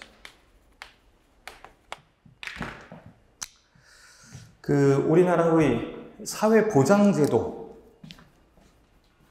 크게 몇 개의 기둥으로 구성된다고 그랬지? 3개의 기둥으로 구성된다고 그랬잖아요. 공적구조, 사회보험, 사회복지 서비스. 근데 사회복지 서비스는 거의 언급이 안 되니까 양대 기둥을 기억하자고 말씀드렸잖아요. 공적구조랑 사회보험제도. 이 둘의 차이가 있지. 가장 큰 차이가 뭐예요? 재원조달 방식이죠. 공적구조는 일반 국민의 조세를 재원으로 하는데 사회보험은 가입자의 보험료를 재원으로 한다. 그다음에 두 번째 차이점이 뭐죠? 공적구조는 그 목적 자체가 재분배에 있는 제도예요. 근데 사회보험제도는 그 목적 자체가 재분배에 있는 제도는 아닌데 이 보험을 정부가 공적이며 강제적인 형태로 운영하는 과정에서 이 사회보험의 3대 기능이 생겨나는 거잖아요. 보험, 저축, 재분배. 그럼 그 사회보험제도가 어떻게 재분배 효과를 가져오게 되느냐 하면은 보험료의 징수와 보험금의 지급 과정에서. 오케이? 그런 것들도 이제 기억을 하시면 되지. 그럼 사실 여기 있던 얘는 뭐나 마찬가지야. 각종 공적 구조라고 생각을 하시면 되죠. 그쵸? 그렇게 구별해서 접근하시면 되겠네. 그래서 우리 입법고시에서 이 4대 사회보험 중에서 2개가 나와버린 거죠. 4대 사회보험이 뭐죠? 하나가 국민연금, 국민건강보험, 고용보험, 산재보험 이렇게 3가지가 있죠. 4가지가 있죠. 이건 거의 언급이 안 되는 내용이고 이게 나와버린 거잖아요. 2개가. 그쵸? 작년엔 이게 나왔었고. 근데 요 녀석들이 이 5급 공채에서는 이 출제된 게 좀 뜸했기 때문에 나올 가능성이 좀 높아진 상황 아니겠냐라고 생각하시면 된다는 이야기예요. 이런 것들에 대해서 공부하는 거잖아. 이 공평성과 관련된 이야기가. 오케이? 기억나실 거예요. 그리고 나서 이제 이 재원 조달이냐 지출이냐 이거 기억나세요? 이 지출과 관련된 이야기. 그게 2가지죠. 하나가 뭐예요? 첫 번째가 정부 지출과 관련된 이야기. 첫 번째가 정부 지출의 지속적 증가 현상. 바그마의 법칙. 거의 나오지는 않죠. 그렇죠? 그게 일단 형식적으로 하나 자리를 잡고 있고. 그 다음에 2번째가 뭐예요? 비용 편입 분석이지. 비용 편입 분석도 한 3, 4년 전에 한번 나오고 이제 나온 지가 뜸한 상태인데 이건 언제든지 나올 수 있는 그런 주제라고 생각을 하시면 돼. 그래서 정부의 이 비용 편입 분석을 우리가 공부를 해야 되는 거예요. 이 비용 편입 분석 기법은 크게 몇 가지 기억하면 되지? 3가지 정도 기억하면 되는 거 아닌가요? 순위현재가치법, 내부수익률법, 편익비용 비율법. 근데 이제 특별한 언급 없으면 거의 모든 케이스에서 뭐 쓰죠? 순위현재가치법 쓰죠. 아니면 그냥 대놓고 순위현재가치법에 따르면 어떠냐, 내부수익률법에 따르면 어떠냐, 편익비용 비율법에 따르면 어떠냐, 뭐 이런 이야기 나온단 말이야. 그리고 이제 이거랑 관련해서 여러분들 잘 기억하셔야 되는 게 편익이나 비용을 측정하는 방법에 관한 걸 기억을 하셔야 돼. 이 편익 측정과 관련된 장애물이 뭐죠? 편익 측정과 관련된 가장 큰 장애물이 그 절약된 시간을 어떻게 측정할 것이냐, 그다음에 구조되는 생명을 어떻게 측정할 것이냐. 이게 이제 그 편익을 측정하는 것과 관련된 가장 중요한 내용이라고 생각하시면 되고, 그 다음에 그 공공사업에 투입된 노동력 있지. 이것과 관련된 비용을 어떻게 측정할 것이냐. 기억나세요? 이 사람이 뭐 하던 사람이냐. 되느냐에 따라서 이 사람과 관련된 노무 비용을 달리 측정을 해야 된다. 그거 기억나실 거란 말입니다. 그게 이제 베네핏 코스트를 측정하는 것과 관련된 우리가 기억해야 되는 내용이고, 밑에 있는 뭐 할인율 있잖아. 그러니까 민간 부문이 사용하는 할인율을 그대로 갖다 쓸 것이냐, 아니면은 이 소셜 오퍼튜니티 코스트 오브 캐피탈이라고 해서 이 자본의 사회적 기회비용이라는 걸 하나 측정을 해야 될 것이냐. 여기서 나오는 게 뭐예요? 세전 이자율이냐 세후 이자율이냐 이거잖아. 이 돈이 민간의 소비에 쓰였을 돈이라면은 오퍼튜니티 코스트로 뭘 써야 된다는 거예요? 세후 이자를 써야 된다는 거고, 이게 민간의 투자 사용되었을 돈이라면은 사회적 기회비용으로서 뭘 사용해야 된다? 세전 이자를 사용해야 된다. 그런 거 다 집어치우고 그냥 공공부문 전용의 할인율을 하나 만들어야 된다. 오케이? 근데 이제 공공부문 전용의 할인율은 민간이 사용하는 할인율보다 어때야 된다? 낮아야 된다. 뭐 이런 주장 있잖아. 그거에 대해서 이야기를 하자. 뭐 그런 게 또 있었단 말이야. 그다음에 마지막에 나오는 게 뭐예요? 그 공공사업이 가지고 있는 그 위험과 관련된 이야기잖아. 그 위험을 어떻게 처리할 것이냐에 관한 이야기. 그런 것들이 이 비용 편입 분석에서 등장하는 내용이었잖아요. 오케이? 그 의외로 이 비용 편입 분석은요, 숫자로 대답하라는 문제뿐만 아니라 이런 원론적인 이야기를 물어보는 경우들이 있으니까 그건 암기를 해두시는 수밖에 없어. 그리고 나서 이제 재원 조달.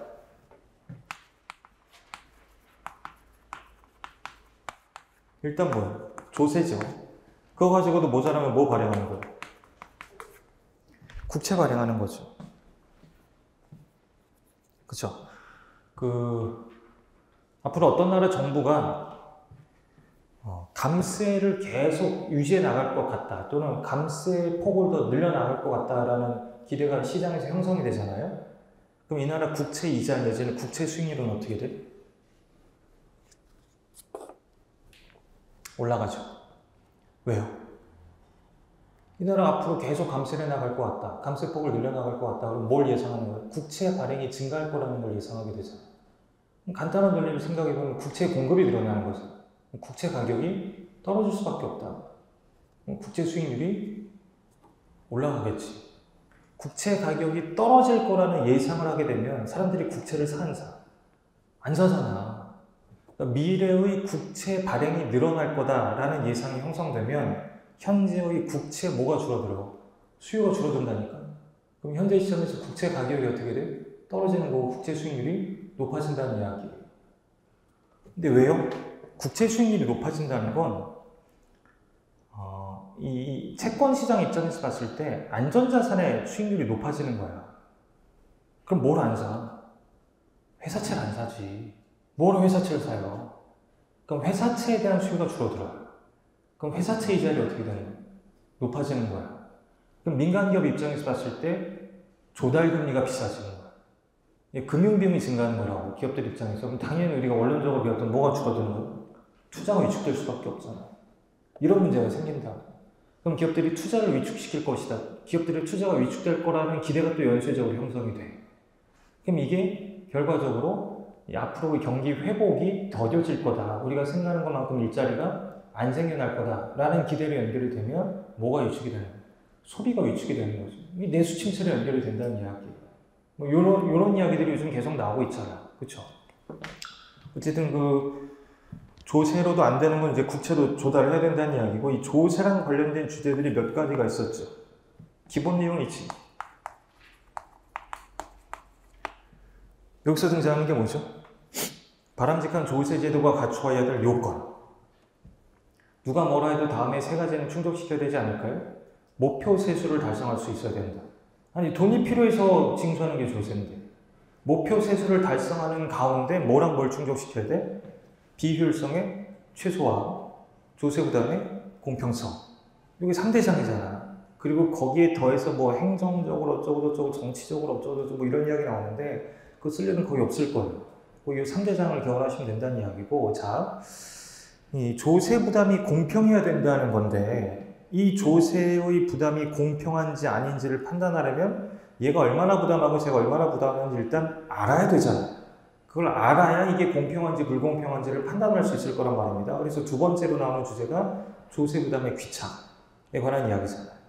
그 다음에 이제 세 번째, 조세가 뭘 유발한다고 하는데, 비효율성을 유발한다고 하는데, 이걸 보통 우리가 초과부담이라고 이야기한다고.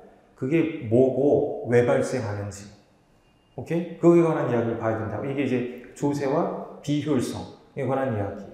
그럼 벌써 여기서 주제가 3개가 나왔어. 바람직한 조세 제도가 갖춰야 될 조건, 조세 부담의 귀착, 조세와 비효율성. 자, 그 다음에 마지막이 뭐예요? 대미를 장식하는 게 최적 조세론이잖아. 조세 부담도 공평해야 되고 조세의 비효율성도 최소화되어야 돼. 그러려면은 물품세 어떻게 설계해야 되니, 소득세 어떻게 설계해야 되니, 이런 이야기가 최적 조세론에서 나오는 거잖아. 여기 한 세트라고 생각하시면 돼. 그 4개가. 그리고 나서 이제 공부하는 게 뭐예요? 현실의 조세제도. 이쪽은 시험에 잘 안 나오죠, 그렇죠? 우리 배우는 게 크게 3가지가 있잖아. 부가가치세, 소득세, 법인세. 근데 다른 건 다 차치하고서라도 현실의 법인세 제도와 관련하여 여러분들이 기억을 해야 될 것 2개가 있다고 우리가 배웠는데, 하나가 뭐죠? 현실의 법인세 제도와 관련하여 우리가 기억해야 될 가장 중요한 주제 2가지. 하나가 뭐예요? 자기 자본에 대한 귀속 이자를 기용공제해주지 않는 현행 법인세 제도. 오케이? 그 다음에 2번째가 뭐예요? 기업에게 이제 이윤이 발생하면 일단 뭘 내? 법인세를 내. 그리고 이제 세후 법인세 갖고 뭐 하는데? 배당하는데, 이게 이제 개인 소득이 되면 거기서 또 개인 소득세가 부과가 되는 거죠. 배당 소득에 대한 이중과세 문제. 이게 이제 기억을 해야 될 2가지라고 말씀드린 적이 있을 거예요. 오케이. 자, 그 다음에 이제 조세와 각종 경제행위. 여기서는 이제 개인의 경제행위와 기업의 경제행위로 나누어서 살펴보는데 각각 3개씩 있었다는 거 기억나세요? 개인의 경제행위, 뭐예요? 노동공급에 미치는 효과, 저축에 미치는 효과, 위험자산 보유 행위에 미치는 효과. 요거 3개 기억해야 된다고 말씀드렸고, 기업의 경제행위도 3개였죠. 투자에 미치는 효과, 자기자본 대비 부채 비율에 미치는 효과, 사내유보 대비 배당에 미치는 효과. 요 3가지 암기해두자고 말씀드렸잖아요. 그쵸? 뭐니 해도 시험에 제일 많이 나오는 게 뭐예요? 올해도 나왔잖아요. 노동공급에 미치는 효과, 그 다음에 이게 투자에 미치는 효과. 근데 법인세가 기업의 투자에 미치는 효과는 2017년인가에 한 번 유일하게 나온 적이 없어서 언제든지도 또 낼 수 있을 만한 그런 내용이라고 생각하시면 돼요. 현 정부가 얼마 전에 또 출가를 했는데, 현 정부의 기본적인 스탠스가 뭐냐면은 우리나라 법인세가 결코 다른 나라에 비해 부담이 큰 나라가 아니다. 이런 마인드예요. 이런 마인드. 그러니까 또 논란이 될 수도 있을 거란 말이죠. 오케이? 예전에 2017년인가에 이게 나왔을 때 그 당시 정부가 전 세계적인 트렌드가 법인세를 낮추는 그런 트렌드였는데도 불구하고 법인세를 높이겠다라고 해갖고 논란이 있었기 때문에 한번 나온 걸로 기억을 하는데, 또 낼 수도 있을 것 같아. 그 다음에 이제 이 국채랑 관련된 내용. 이 국채랑 관련된 내용이 입법고시가 좋아하는 주제더라고요. 그 2가지를 기억하면 되죠. 첫 번째가 뭐죠? 정부가 현재 발행하는 국채는 언젠가 상환해야 될 돈이잖아. 그럼 그걸 상환하는 시점에서 뭘 더 거둘 텐데? 세금을 더 거둘 텐데. 그 시점에서 그 세금을 부담하는 사람들 입장에서는 아니 정부가 나한테 해준 게 뭔데 나보고 세금 더 내래 라고 느낄 수도 있을 거란 말이에요. 이게 이제 국채의 부담을 미래 세대에게 전가하느냐에 관한 이야기였죠. 근데 이게 이제 당장 작년에 입법 5급 공지에서 나왔기 때문에 우리 또 나올 가능성이 높지 않고요. 그 다음에 이제 2번째로 뭐 기억하면 돼요? 정부가 돈이 필요할 때 조세를 징수할 수도 있고 국채를 발행할 수도 있는데, 이 양자의 장단점. 어떨 때는 조세가 좋고 어떨 때는 국채가 더 좋겠냐. 요거 비교하라는 문제는 또 낼 수도 있을 거예요. 오케이? 그런 식으로 이 2가지가 저 국채랑 관련된 이야기로 들어간다고 생각하시면 되고, 자, 이렇게 우리가 다 정리를 하고도 여기에 포함 안 되는 주제가 크게 3가지 정도, 그러니까 2가지 정도가 더 남는다고 배웠죠. 이것 갖고도 안 되는 게 하나가 뭐예요? 공공요금. 에 관한 이야기잖아요. 공공요금이 뭐죠? 공기업이 생산하여 공급하는 사용재의 가격이에요. 공공재의 가격이 아니라. 그럼 이제 여기서 꼬리를 물고 막 나오는 이야기들이 많은데, 사용재인데 왜 공기업이 생산해서 공급하느냐 이거예요. 민간 시장에 맡기지 않고. 오케이? 여러 가지 이유가 있겠죠. 가장 중요한 이유가 뭐예요? 시장 실패. 이해되시죠? 그 다음에 이제 이 공공요금과 관련해서 2번째로 기억을 해두셔야 될 게 뭐예요? 공기업이 설정하는 가격이잖아. 근데 공기업은 이윤을 극대화하는 게 목적 함수가 아니란 이야기야. 그럼 이제 공기업이 공공요금을 결정할 때 소위 그 사회후생적으로 바람직한 공공요금을 고려할 수밖에 없을 텐데 어떤 것들을 고려해야 되느냐가 이제 등장하게 된단 말입니다. 예를 들어서 우리 잠깐만 볼게요. 232페이지 보시면 우리 교재 232페이지 그 공공요금 부과의 목적이라고 되어 있죠. 이게 이제 공공요금 부과 시 고려해야 될 사항이에요. 첫 번째 효율성, 두 번째 공평성, 세 번째 재정 수입. 근데 결론이 뭐야? 이걸 두루두루 다 충족시키기는 굉장히 어렵다는 이야기야.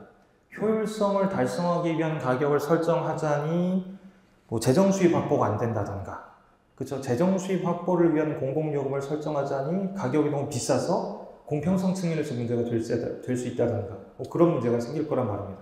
그게 이제 공공요금과 관련해서 기억을 해야 될 주제였던 거고, 그 다음에 남는 게 뭐예요? 지방재정이죠. 그럼 지방재정 공부할 때 가장 먼저 등장해야 되는 게 뭐예요? 중앙 집권화가 좋은 거냐, 지방 분권화가 좋은 거냐, 양자로 장단점 비교하는 거 있을 거란 말입니다. 얼마 전에 출범한 정부가 취하는 여러 가지 스탠스 중에 하나가 또 뭐냐면 지방 분권이에요. 그럼 이것도 또 충분히 낼 수 있을 거란 말이지. 집권화보다는 분권화가 효율성 측면에서 더 바람직하다는 주장 두 가지가 있죠. 하나가 뭐예요? 오이츠의 분권화 정리. 보다도 더 중요한 게 티브 모형이지 뭐. 티브 모형은 작년 입법고시에도 또 나왔어. 그러니까 그 정도로 중요하다는 이야기. 오케이? 그 다음에 이제 이 지방재정과 관련해서 기억을 해둬야 될 게 뭐냐면은 그 지방재정 조정제도 있잖아요. 그쵸? 지방재정 조정제도. 우리나라는 뭐랑 뭐가 있지? 지방교부세. 보통 이제 학문적으로 교부금이라고 이야기하는데 우리나라는 교부세라는 표현을 써요. 그 다음에 또 하나가 뭐예요? 국고보조금. 오케이? 이걸 이제 이론적으로 이야기하면요. 조건부냐, 무조건부냐. 그러니까 조건을 달고 주느냐, 조건을 달지 않고 주냐. 그 다음에 대응 방식이냐, 비대응 방식이냐. 이렇게 나누기도 하는 거잖아요. 그런 것들도 유형별로 기억을 해 두셔야 될 거란 말입니다. 오케이? 그 다음에 이제 높아심에 말씀드리는데 이 지방정부는요. 사실상 그 중앙정부에 비해 예산 제약이 덜 강하게 작동한다는 거예요. 그러니까 내가 걷어들이는 세금이 있고 이 중앙정부로부터의 각종 그 의존 지원들이 있잖아요. 그러니까 어떤 지방정부가 있다고 하면 내가 걷어들이는 세금 있잖아요. 이걸 이제 자체 재원이라고 이야기하죠. 그리고 중앙정부에서 내려오는 돈이 있잖아요. 이걸 의존 재원이라고 이야기한다고 해요. 항상 자신의 자체 재원을 넘어가는 만큼의 지출이 있어. 지방정부들은. 그러다 보니까 이제 중앙정부가 계속적으로 보태주는 일들이 생긴다는 건데 이걸 가만히 들여다보면 결국 지방정부들 입장에서는요. 자신의 세입 있지, 세입. 이게 자신의 예산 제약으로 잘 작동하지 않는다는 거 아니냐 라고 생각할 수 있을 거란 말입니다. 이걸 가리켜서 뭐라고 이야기해? 연성 예산 제약이라고 이야기를 한다고요. 그럼 예를 들어서 어떤 지방정부가 굉장히 비능률적으로 방만하게 사업을 펼친 결과 중앙정부로부터 굉장히 많은 이 돈을 갖다 쓰고 있는 거야. 그럼 사실 따지고 보면 이 지방정부가 수행한 여러 가지 사업으로 인해 편익을 전혀 누리지 못한 그 편익과는 무관한 저 멀리 떨어진 국민들이 내는 세금으로 이 지방정부의 재원을 보조해준다는 그런 문제가 생길 수도 있을 거란 말이지. 그럼 결국 이게 이제 지역별로 그 지역 주민 간의 갈등을 유발할 수도 있을 거란 말입니다. 그럼 결국 이걸 어떻게 해결할 것이냐, 뭐 여러 가지 이야기들이 나오고 있는 거지. 뭐 그것도 이제 뒤쪽에 가서 다시 한번 살펴보도록 할게. 이게 이제 전반적인 흐름이었어요. 그래서 되게 오랜만에 우리가 재정학 공부를 하다 보니까 이렇게 한번 전체 개관을 했던 거고, 잠깐 쉬고 나서 이제 2교시부터 1장 내용을 좀 살펴보도록 하겠습니다. 잠깐 쉬고 2교시에 다시 시작해 보도록 하겠습니다.